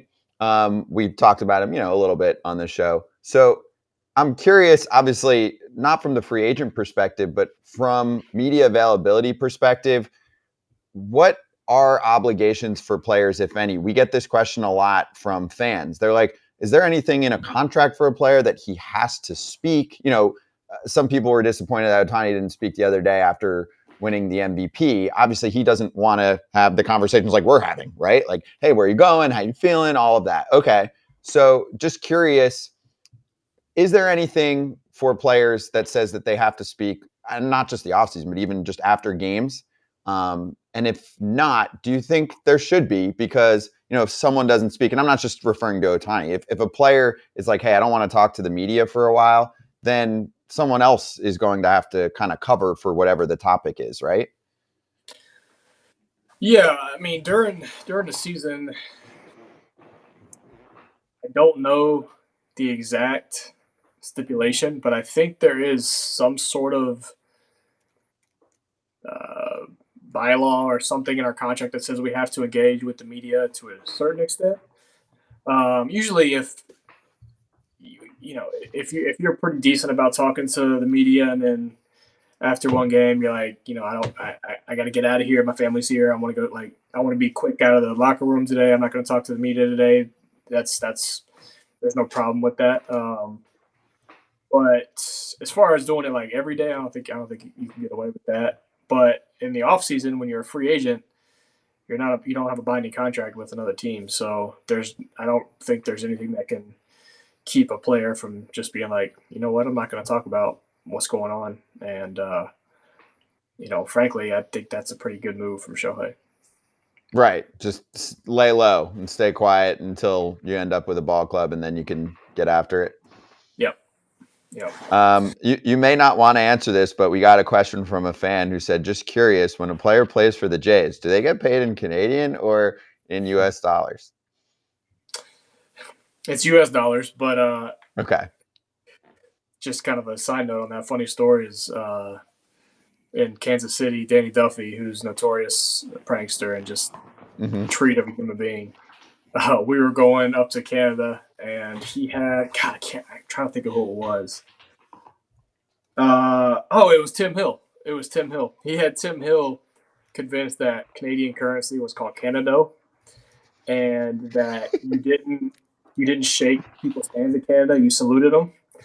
And so when we got to the hotel, I think Tim saluted the bellman and like gave him some American money and said, "Sorry, this isn't Canada." And it was just so that's just my side note on Canadian currency. But no, we get paid in US dollars. That is incredible. Did he ever let him know that he was fucking with him? Yeah, but not until I got there. You know what blows my mind with some of the pranks like that, because we obviously get those stories almost every week on this show, stuff like that, Whit, is that guys don't just, hit up Google. It takes maybe 10 seconds to look up what Canadian dollars are? Well, there's a level of trust that we build in the locker room. And then you kind of go after the right type of guy. I love Tim Hill. He is one of my favorite teammates I've ever played with. And that man is he does not have a care in the world. He's always happy. But he's kind of on his, because he's in his own world. And, Duffy being the left-hander that he is, having Tim under his wing, he told Tim that. And Tim was probably like, okay, I guess that's how it goes. He didn't think twice about it. Danny, the person was probably like, "Oh, that's cute. He's trying to call it Canado." Canadian dollars. I thought it was clever, cool. Like for Duffy to come up with that, call it Canado. I thought that's pretty clever. I'm thinking to myself, how did nobody ever think of that before? I mean, he should have kept it going for sure. I think the currency should be called Canado. Yeah, I agree. I agree. It sounds good. All right, we'll work on that. Whit, so give us the lowdown on the rules committee talks lately. So we've talked about it in the past. I know you were a part of it. And let's start here because you were in the news, and I don't think you've spoken yet publicly about it, but you made some suggestions. Yeah, you were in the news. I saw your name pop up a couple different times. What did I do?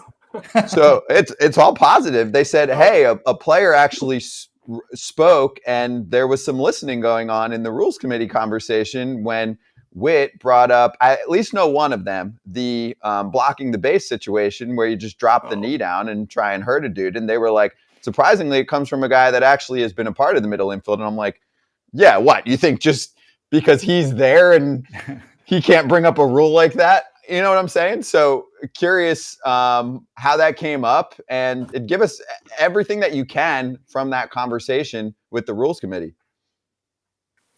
I mean, this came about probably like one of the first couple calls we had with them last year. We were talking about all this stuff, and got on one of the calls, they were just talking about if anybody has anything that ever comes up that you guys think needs to be addressed, let us know. And I think I had probably just gotten thrown out because I couldn't get to a bag because the guy had his knee dropped. That's probably what sparked it. But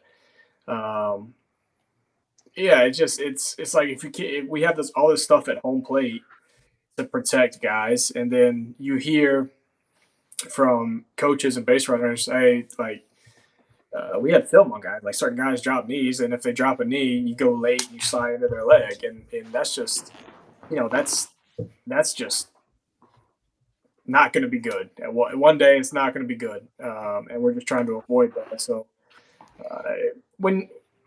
fortunately, like for myself, I wear these sliding mitts, but you look at Mike Trout a couple years ago blew his thumb up sliding into a base because I think he couldn't get to the part of the bag, so he had to try to hook around it, his thumb grabbed. And, so we're just trying to avoid injury, trying to keep it a clean game, and it just as a base stealer, you want to put a foot there, fine, but you drop a knee in front of the entire bag, and you're putting in harm's way into the guy sliding into the bag, and as well as the fielder could potentially get seriously hurt. So trying to avoid that.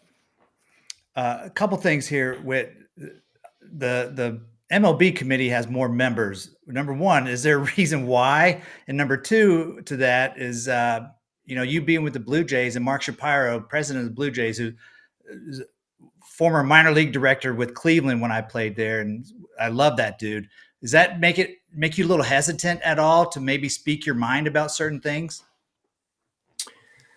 No, I mean, we speak our mind, and we aren't shy about doing that. It's, I mean, the 6 versus 4 thing. It's frustrating. A lot of times we feel like these calls go really well, and we get our point across, and it's heard. And then we'll get an email a week later with either what they're about to propose or whatever is this, and it's like it's the exact thing that they started with, and we were like, okay, this is not good, we got to fix this is a no. And it's just it just seems to always be what they want, to what their initial start line was, especially for the big topics, not everything, but like the latest thing, the big thing with the league is shortening the length of the game, the average length of the game, right? And we all agreed that the game was starting to get a little too long, but we're the ones playing, and so we're trying to find ways to shorten the game, to keep the game clean, keep the game at its whole baseball, and not try to make new rules to make this kind of hybrid baseball game. And keep people healthy. So it's sometimes frustrating because like I said, we're the ones playing, we're the ones that have to go through this, and so we're the ones that really know what is hurting us and what is benefiting us, and so when we have these conversations, and they're after year one, they're wanting to make more tweaks to the pitch clock and certain things. We're like, guys, listen, it's been 1 year.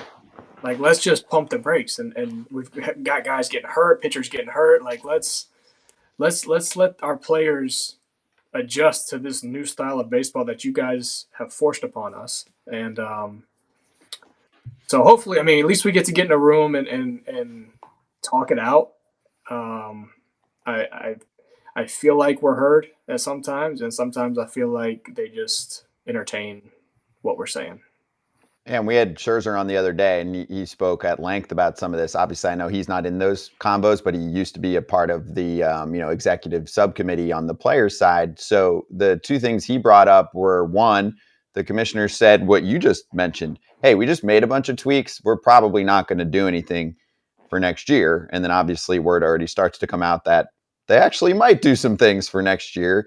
Max, of course, was passionate about the pitch clock. He still feels like there's tweaks that he wants to make to it, and the ones that they're suggesting feel like he's not being heard and other pitchers aren't being heard. What he brought up was an extension of what you're saying. He brought up some specific doctors that he named publicly that are involved in baseball, like Keith Meester. And he said that they mentioned, sure, the elbow injuries aren't necessarily more in quantity, but he said they're seeing more severity in terms of the injuries that are popping up this past season.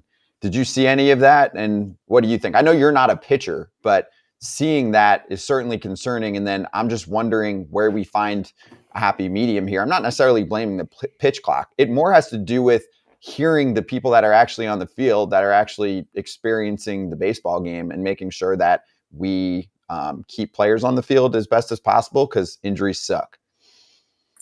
Yeah, I mean, if it makes sense, if you want your car to go as fast as it can, but you redline it for 3 hours, the transmission is going to fall out.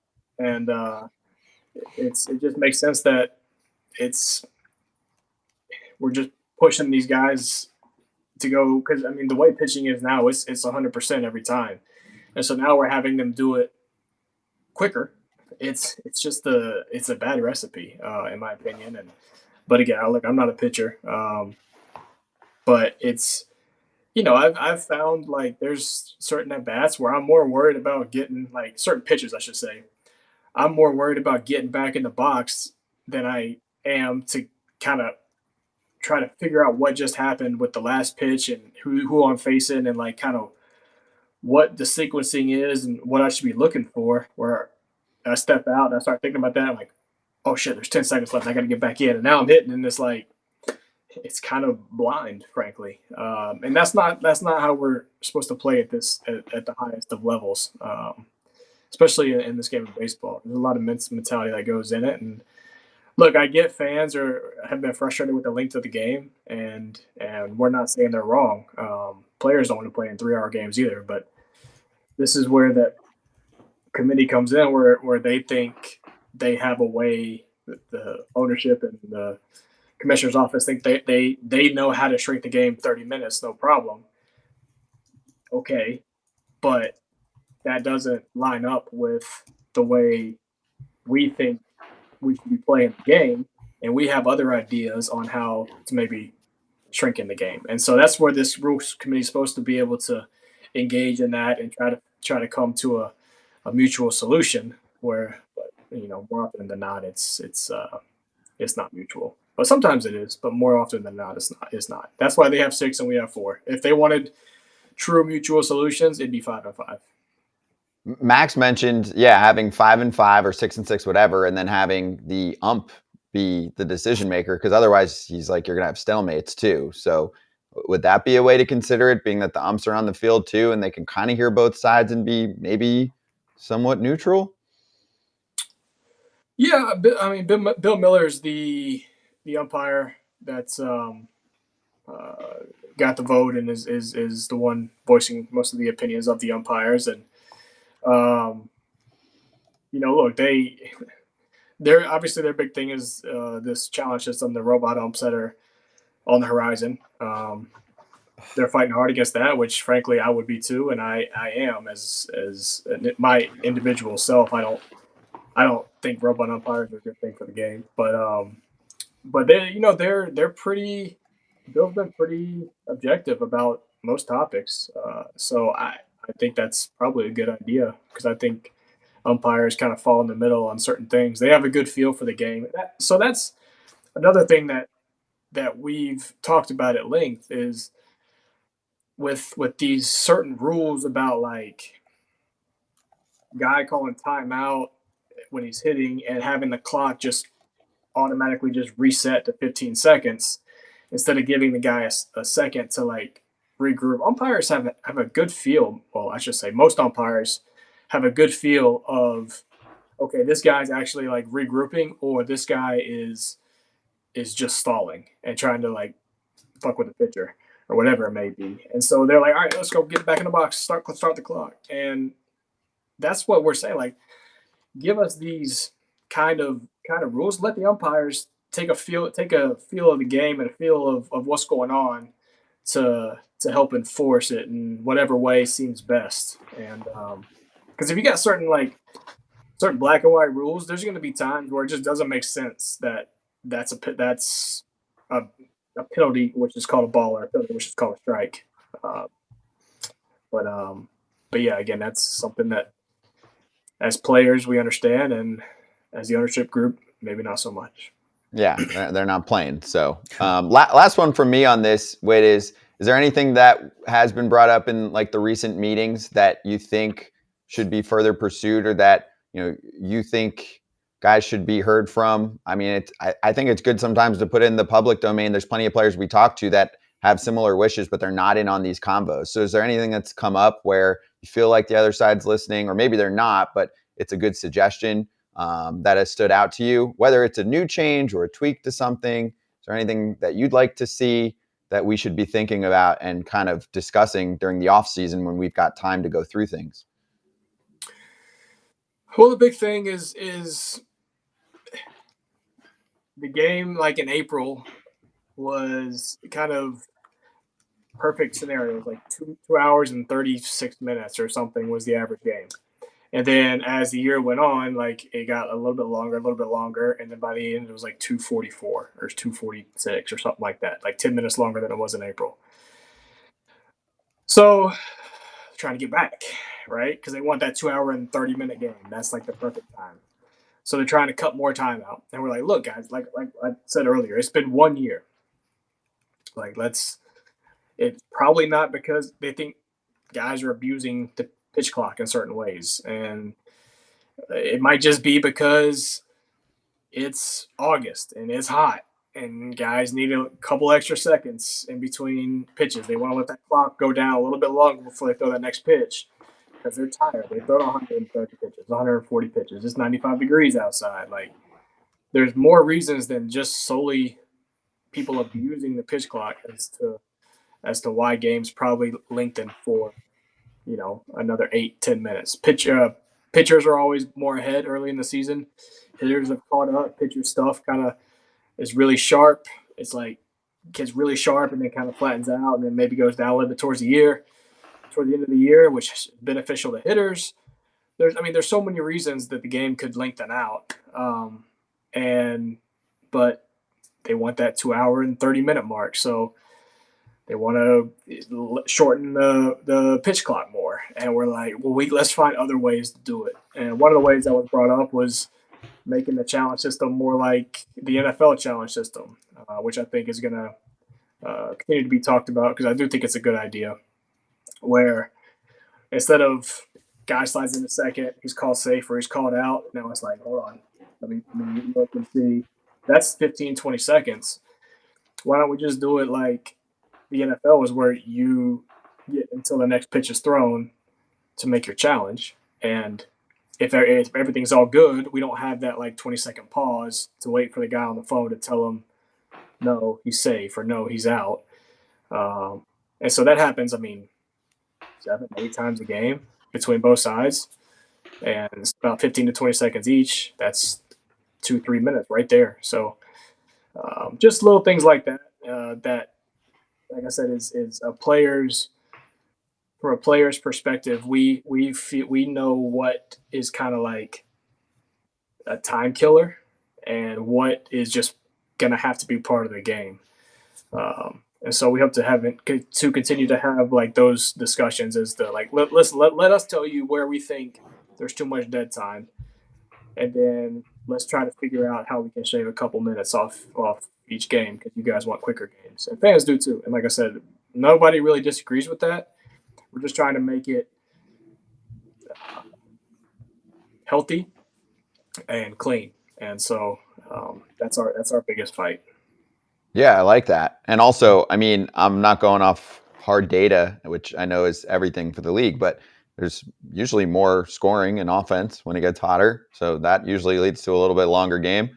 There's usually more pitching changes, I think, towards the end of the season too. So that leads to a longer game. So that could be a factor, right? There's a lot of those like April, right, Danny? Like 2-1 games. It's cold as hell. There wasn't much offense, right? Like that is a factor too in some of this.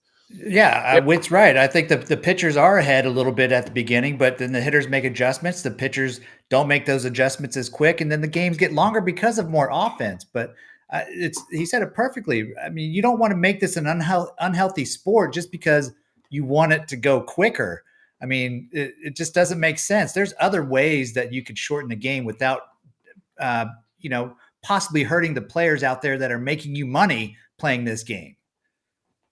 Yeah.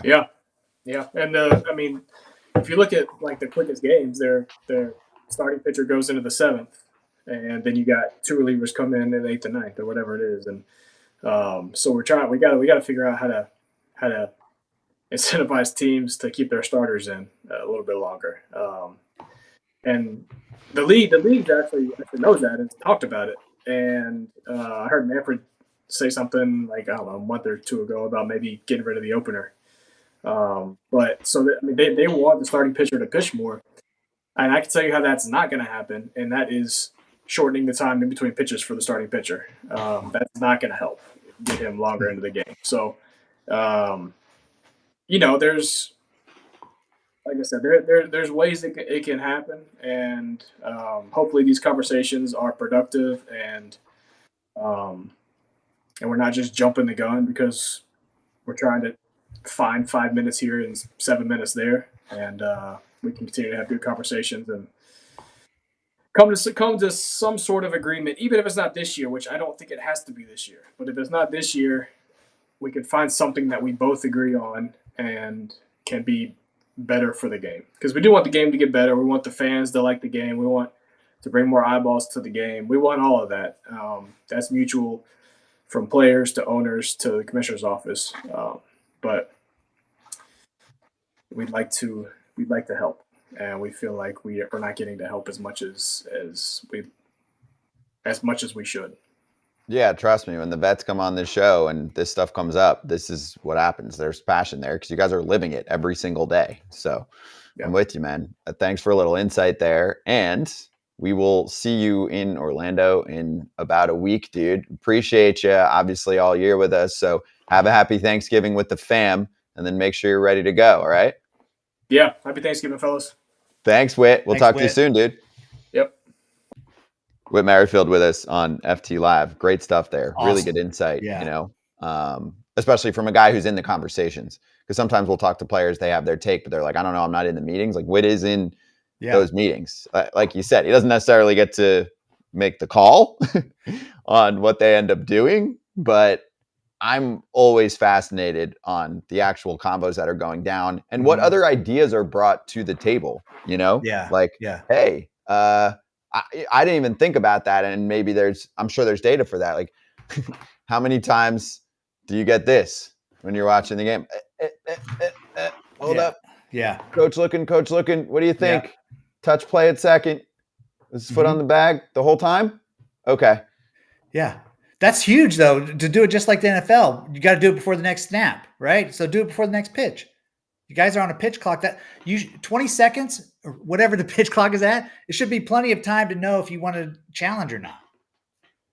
Yeah. And you know what? You're going to have guys that'll be top step with the manager who have like the best eyes in the game who will be like, yo, challenge or not, right? Because you can have coaches in there. So let's bring in Robert Murray right now joining us. And we appreciate him hanging around for a sec while Whit gave us all of the insight there. You can follow Robert at by Robert Murray, writes for Fansided, MLB Insider. Excited to have you on here for the first time, Robert. How you doing, man? I'm great, man. How are you? Good to be here. Good. You got to hear some of Whit Merrifield's insight on what goes down in those rule committee conversations. What have you heard, if you've spoken to people in the past, players, team people, league people, about that process and anything that you're looking forward to in 2024 and beyond? Because there were a few things there, Robert, that I learned that were new to me, including, we know generally, for example, the umpires probably don't want robo-umps, but you're actually getting those conversations going down there where they're actually fighting against it, No, for sure. And it's something that I've heard consistently from players and even agents as well, is that they just hope Major League Baseball prioritizes their long-term health in this process. It doesn't just try to close games and get them to about the 2 hour and 30-minute mark. Is they want to find different ways to shorten the games. And I think what Whit said in terms of the challenge system, where managers are holding up their arms 6-7 times a game, waiting or delaying the game to see if they should challenge. And I think that's one of the ways it can do that, get 3 minutes out there, or get 3 minutes out of the game, at least per game. They can do a lot of different things, but I think the consistent thing from players is they just want to make sure that they're being put in positions where they can be healthy for a 162-game baseball season. And I think this process is really, it should take time. It should not be rushed. And I think Major League Baseball really needs to listen to its players and listen to them seriously, because they're, as Whit said, they're ultimately the ones who are responsible for putting money in the owners' pockets. And this is a big issue and something that should be taken very seriously. Okay, so Robert, let's move to the freshest news right now. We got a little trade action in the last 20 minutes or so. So Eugenio Suarez is the main piece of this, moving over to the Arizona Diamondbacks, who had Longoria on a 1-year contract, and they're going to fill their third base position with another veteran who can bring some serious pop. Yeah, there's some swing and miss in that bat, and I'm seeing this as we're talking to Whit earlier, but I mean, early reaction from me is here's a team that desperately needs more power. They talk about it all the time and all year. I think they had more pop than we expected in the playoffs, but still, you're getting a guy who can hit 40 for you. You'll take some swing and miss because so much of the rest of that lineup plays the game differently.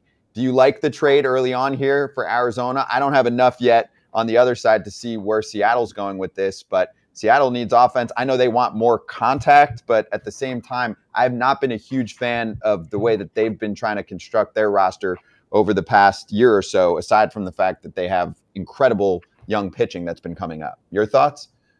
Yeah, I think that's spot on. So I live out here in Arizona. I live about 20 minutes from the ballpark. So I go to plenty of different Diamondbacks games. And as soon as their season ended, I was talking to some people in that front office, and they immediately said that third base was going to be their biggest priority this offseason. And I thought, and I heard immediately as soon as this offseason started that Matt Chapman was going to be a name of interest for them. And he was going to be one of the many options that they explore. But if you look at Suarez, yeah, his salary is a bit inflated. But what he provides is power. He's durable. He's played, 162 games this season. He's been pretty healthy for the majority of his career. And you're getting somebody that you can depend on.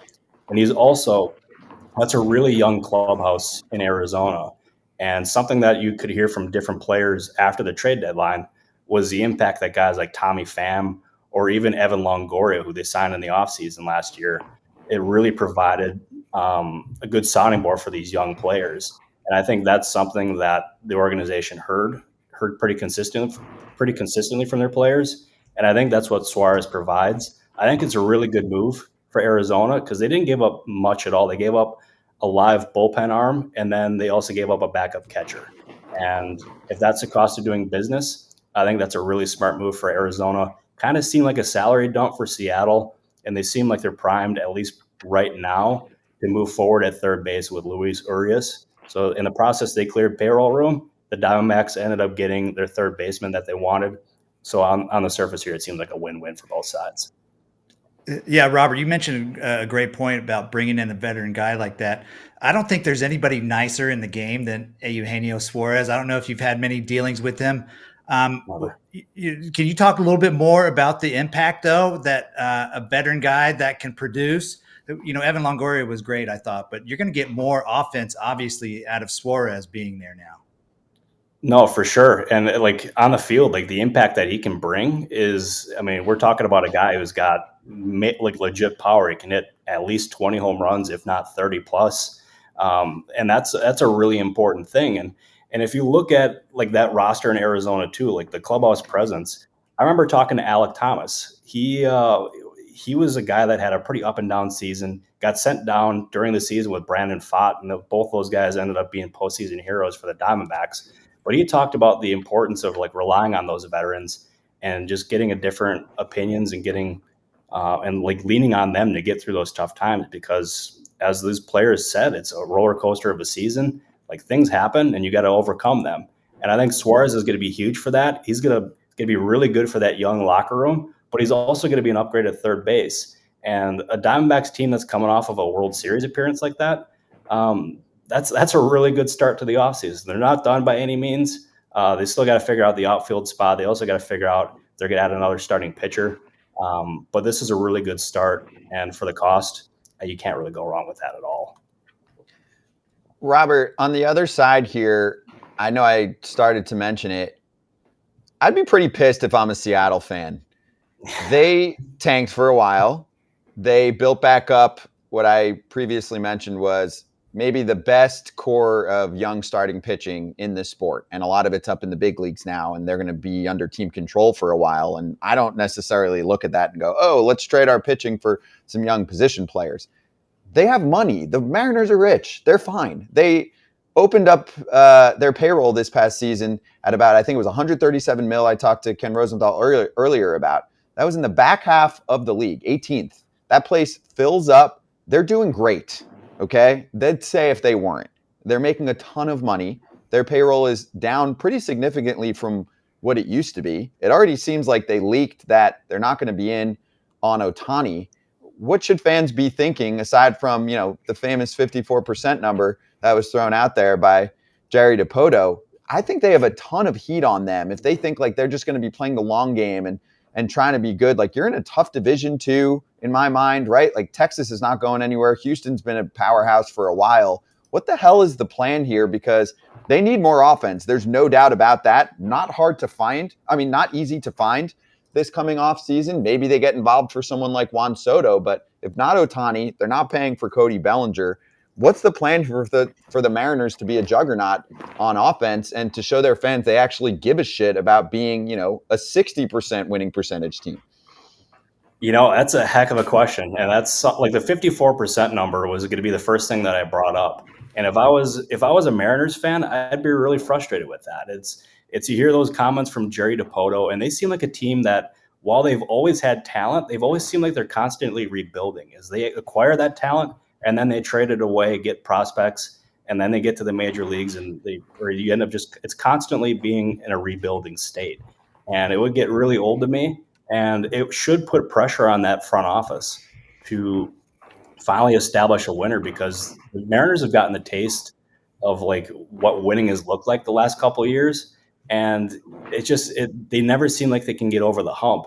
And this trade to me would be rather disheartening. And for Mariners fans, if you look at the Twitter reaction after this trade, there's a lot of people who are really upset, and rightfully so. Like, Suarez is one of the more popular players in Seattle.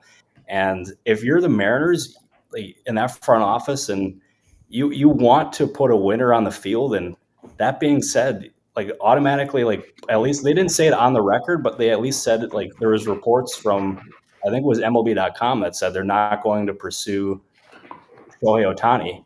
And I don't understand why any team at this point would rule out, like, being in the bidding for Shohei Ohtani. Like, he's a generational talent. The amount of money that he can bring that organization, or any organization that he signs with marketing stuff, with basically everything that he provides, it could end up fueling that franchise, whoever signed him, for the next 10 years and make him extremely profitable. And so I think it's just a huge mistake not being in the Ohtani sweepstakes. Maybe they, as you said, maybe they get creative and go after a Juan Soto type who could be on the trade market. Maybe they go after somebody else, because Jerry Dipoto is always creative. But for me, if I was a Mariners fan, patience would be wearing thin. And I think he's got to get that team on a deep postseason run, because I don't know how many more shots at this he can have without actually delivering results.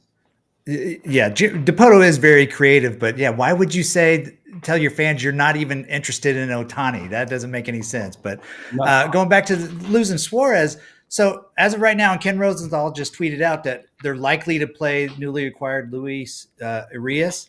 Is he really the answer at third base? If I'm a Mariners fan, I'm pissed too, right? That doesn't make any sense.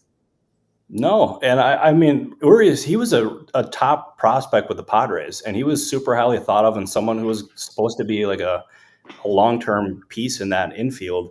And then he got traded to the Brewers in the Trent Grisham, Zach Davies trade a few years ago, and he was supposed to be one of the answers for the Brewers, but he never lived up to that potential. Like, he showed flashes for sure, especially once he was moved to third base after the Brewers got Willy Adames. He seemed like he was more comfortable at third base than he was at short. But that didn't last long. And then he got traded to Boston, and basically an afterthought deal at this past trade deadline. And now he's in Seattle and appears to be their starting third baseman as of right now. I would not have much confidence in him at this point. He's got talent for sure, but he has not proven in his last 3 spots that he can end up being the guy.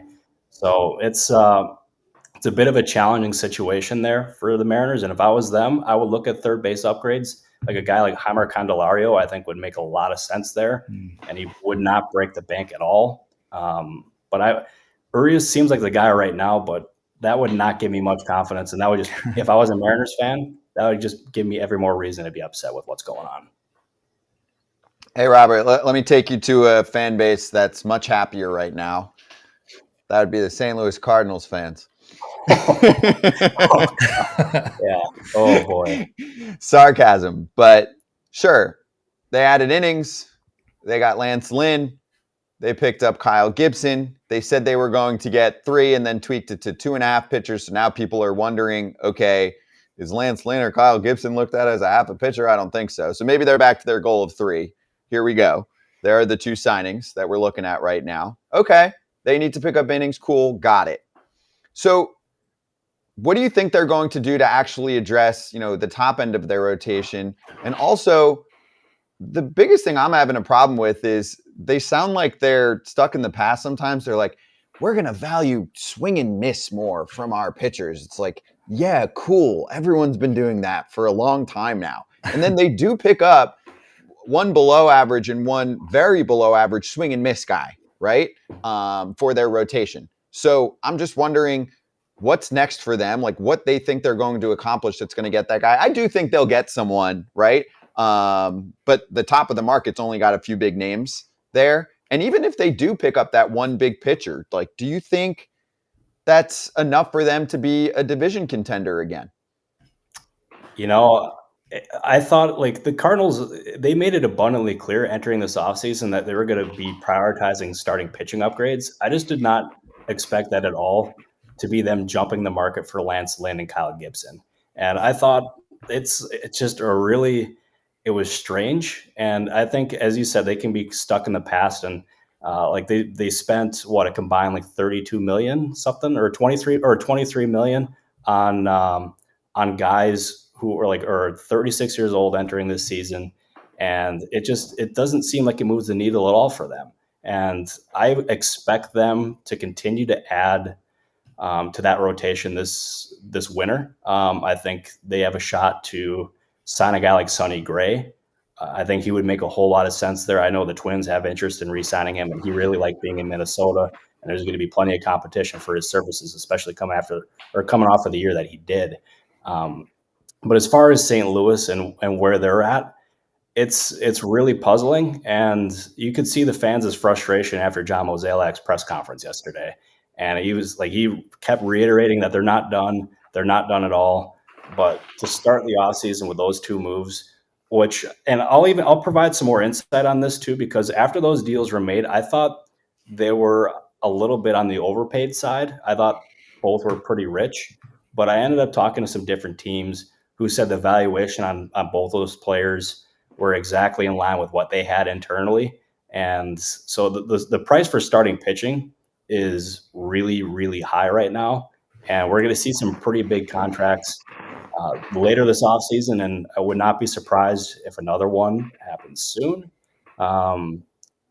Maybe we'll see.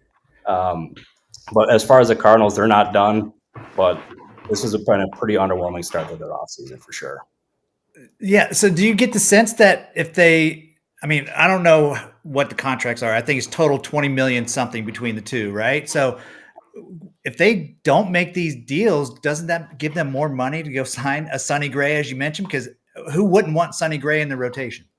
No, exactly. I think you're spot on with that. And that, to me, I think that would have been exactly how I would have went about this, is you want to have as many resources as you possibly can available in order to sign guys like that. And Sonny Gray would make a lot of sense. I think Eduardo Rodriguez would make a lot of sense too. Yamamoto is a player who is garnering just significant interest. And I mean, you look at all 3 of those guys and you can make the case that St. Louis should be in on all of them.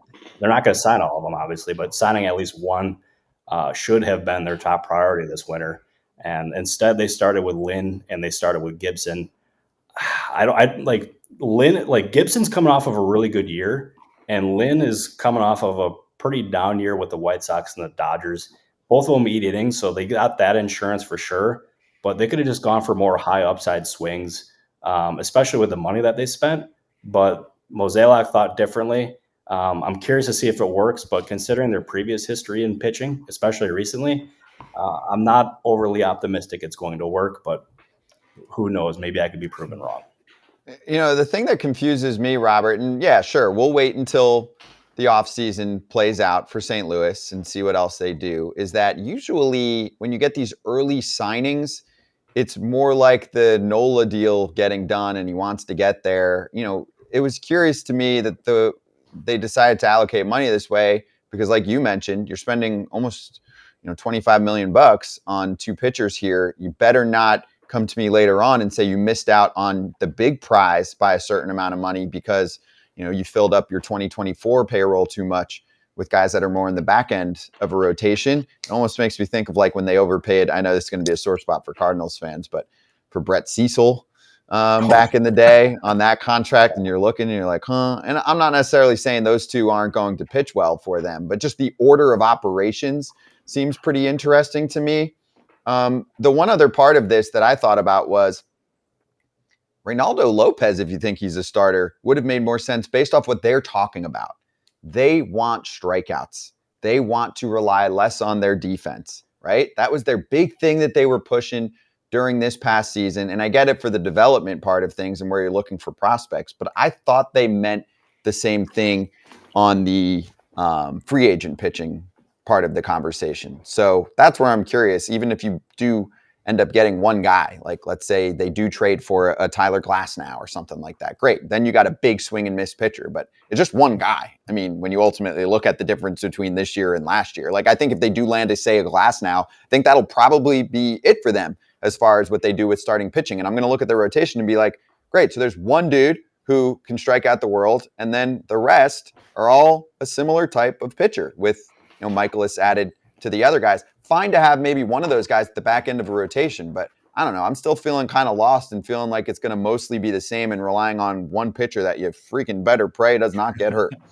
No, exactly. And if that player ends up being Glasnow, I mean, we're talking about a guy who's obviously is extremely talented, but he's somebody that has been injured in the past, and like you got to be very mindful of not overdoing it with him for sure.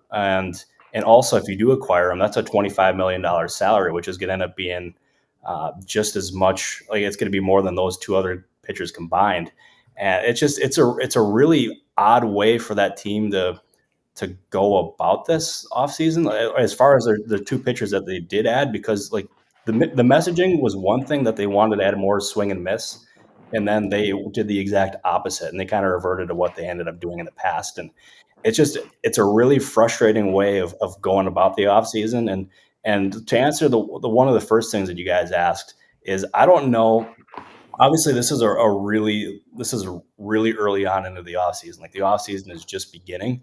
But I don't know how much more meaningfully better this rotation is going to be at this stage than it was last year. And it would not have me optimistic that they're going to be able to compete with teams like the Brewers or teams like the Chicago Cubs, who are going to be very aggressive this winter. And they just got Craig Counsell, who's regarded as one of the best managers in baseball, and he's obviously being compensated like it as well. Just really puzzling. I don't necessarily know if I understand the strategy. The mixed messaging would really bother me if I was part of that fan base. And boy, on a scale of 1 to 10 on the terms of the upset scale, it seems like both the Mariners and Cardinals fans are at a strong 9.5 to 10 right now. This is no bueno, no bueno. Yeah, we're seeing it in the comments too. Like Jackson, who's one of the regulars in the comments with us, said Mozeliak was asked if he's going to pursue a 1 or a 2. He said on any given day, the guy on the mound is our number 1. Come on. Oh, boy. I mean, like what? Just say, yeah, we're going. How about even if you don't want to, if you want to play like the political game of not saying much, just be like, yo, we're going big still. So look out. Like, and if you didn't feel confident about that, then you don't say it. But I don't know. That's tough. So let's try and finish on some type of more positive note. Is there something that you're liking so far? Like, say maybe what Atlanta is starting to do, and it seems like they're lurking to make a big move for their starting rotation. Not a team that usually gives up massive contracts either, but them, or I'll just kind of give you the floor. If there's anything else you guys have been talking about on your show, which we'll plug in a sec, that's gotten a lot of buzz. Obviously, if you wanted to go down the Ohtani route too, just kind of final thoughts. Yeah, as far as for me, in terms of like what I like this off, I'll start with what I like, and then other stuff that I want to hit on is the Braves. I really like what they've done, and they're a team that has been really aggressive so far in the pitching market. They obviously got Reynaldo Lopez, signed him for 3 years, $30 million. They got Aaron Bummer. They traded 5 players, including Mike Soroka, for him, and they view him as a really high upside swing as far as a reliever there. And they've really focused on trying to add to rotation and also the bullpen. And every indication that I've gotten is that they're not done. And they're a team that I think will add another starting pitcher. I think an Eduardo Rodriguez type makes a whole lot of sense. His market has been pretty active. That is one that is definitely worth watching for sure. And I would also expect them to explore adding another reliever as well. I don't necessarily know what type, but they're definitely looking for bullpen upgrades. And I really like what Anthopoulos has done there. He's always aggressive. The Braves Twitter account, the Braves Foundation, is always thriving with breaking news and signings. So props to them for doing that. But I'll give you another one to watch too.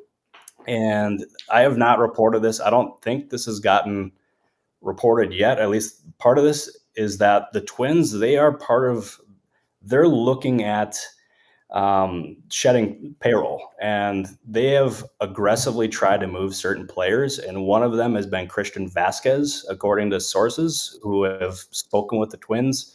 I don't necessarily know what the likelihood of a trade is, but when he was a free agent last year, he ended up garnering pretty strong interest from the Padres. The Marlins right now are looking for a catcher. There's plenty of other teams who are looking for a catcher. So I think he could absolutely make sense as a trade candidate. If you look at, they got other trade candidates there too with Max Kepler and some others, but I think Vasquez is certainly one to watch, especially since they have in-house catching options as well. And then another one that I want to hit on, if you boys don't mind. Go for it. Yeah, we're here. Yeah, is the starting pitching market. It is extremely active right now. And if you look at all the different options that are out there right now, you have like the high end options like Yamamoto, you have Blake Snell, you have those tier one guys, but you also have a lot of other players like a Michael Wacha. You have like a Jack Flaherty, a Lucas Giolito. You have players in that tier who are garnering pretty strong interest, and two other ones that are relatively, I don't want to say under the radar, at least for Seth Lugo's case, but his market has been pretty extensive. He's got more than half the league that's checked in on him, and it's active enough where I would not be surprised at all if he ultimately ended up with a 3 or a 4 year contract. He is very highly sought after. Nothing imminent there, of course, but his market, there's a lot of teams there that are looking, and I would firmly expect him to end up signing a pretty hefty contract. And then as far as like a really under the radar one is Noah Syndergaard. And he is someone, obviously coming off of a really down year last year with the Dodgers and then Cleveland. He is someone that I know that certain teams are eyeing up as a bounce back candidate. And it wouldn't surprise me if he ends up getting another contract this year, as teams trying to take a high upside swing there for cheap. So he's certainly one to watch, but the starting pitching market is extremely active. It will be plenty lucrative, and that is certainly an area to watch, especially like going from now to the winter meetings, basically the entire offseason. Speaking of ones to watch, Robert, which one of those TVs do you watch the most? We're so intrigued. We're getting a lot of attention from the crowd too. They're like 5 TV flex, and I'm like, hey, Robert's great, and you know this, Robert. I've been a fan of your work for years. Always read your stuff on Fansided, and I know you've got your weekly show. We'll talk about it in a sec. But Danny, he's locked in. You know, when there's 8-7 o'clock games, he does have to put one on. That's the whip around big inning kind of thing. But otherwise, like, he can fully watch, right? Yeah, and where's all the cords too, by the way? Oh, dude, I've tried my best to hide them. They're there. I did my best to hide them, but I'll tell you, we got MLB TV, we got Sunday tickets. So basically, when it comes to baseball or football, you boys not missing a game. So it's been pretty awesome. As soon as I set this thing up, I had people immediately asked to come over and watch some games together, and it's been a great conversation starter. Been great. I'll tell you, we've had some fun with it for sure. But man, oh man, sports season has never been better. That's a great cave setup. You know, I like it. I mean, the NFL tomorrow is going to be like, shit, dude. We don't have enough games for Robert. We got to have more games on at a time. Robert's TVs are outpacing our game schedule. So I love it, dude. Awesome. It's a great setup. Well, you do a great job. Thank you for joining us here for the first time. It was awesome to have you on. You can follow Robert at by Robert Murray, also on fansided.com. And you want to plug the show too that you've got running for people that are here that are looking for some more options? Yeah, absolutely. I appreciate you doing this. Yeah, I have a YouTube channel called The Baseball Insiders. I host it with my co-host, Adam Weinrib, and we do it every Monday and Thursday. And on that show, I try to drop as much information as I possibly can. Insider info that I have not even tweeted yet. And it's been a very active audience. It's been a blast doing it. And it's been watching it grow has been one of the coolest things that I could have possibly imagined. And I would love if everyone could check it out because it's something that I'm pretty passionate about. So appreciate you guys let me plug that here. Dude, of course. Baseball fam. I mean, fans are looking for more real talk options, free options, digital options, the whole deal. Trust me, I'm coming from somewhere that was behind a paywall and all of that. So I'm with you, Robert. You guys do a great job. Great to have you on. Have a great Thanksgiving. Hopefully you can put your phone down for 24 hours, which our buddy Rosenthal said he's going to try to do, kind of. And we're looking forward to winter meetings, man.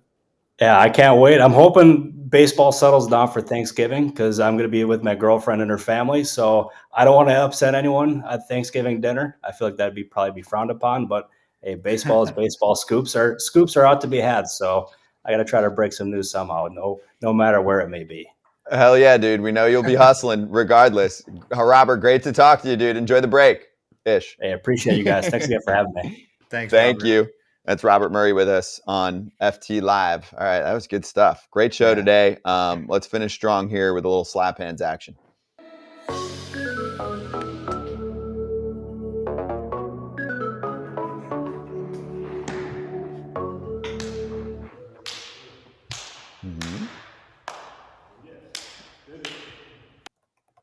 All right, so we can now make the announcement official. We've been kind of teasing it for people, but this is the last show before we're there, even though it's days away, because Thursday and Friday, you'll see content from us, but not live content. So we'll have stuff up on the YouTube channel, and there'll be plenty podcast-wise, still 2 pods a day for you. We got plenty of interviews that we've got stacked up that haven't been released. But Foul Territory is taking over Las Vegas. Yes, the Playmakers Classic, which will feature a ton of current big leaguers in attendance. We will be at the Classic. We will also be doing shows that day earlier on our regularly scheduled time, 1 o'clock Eastern. We'll be up for some breakfast in Vegas for a 10 o'clock show, Monday, Tuesday, and Wednesday. And then we'll be on again later that evening on Tuesday, 7 o'clock Eastern time for that Players Trust Playmakers Classic. You can look it up too and see some of the names involved. And then there's plenty of others that will pop up. So look forward to some cool, obviously easygoing, authentic, maybe with a cocktail interviews out in Vegas. It's going to be a good time. We're bringing the FT fam out there. So look out for more details over the next few days, and we will see everyone in Vegas. Danny, awesome to have you back on here. Have a great Thanksgiving with the fam.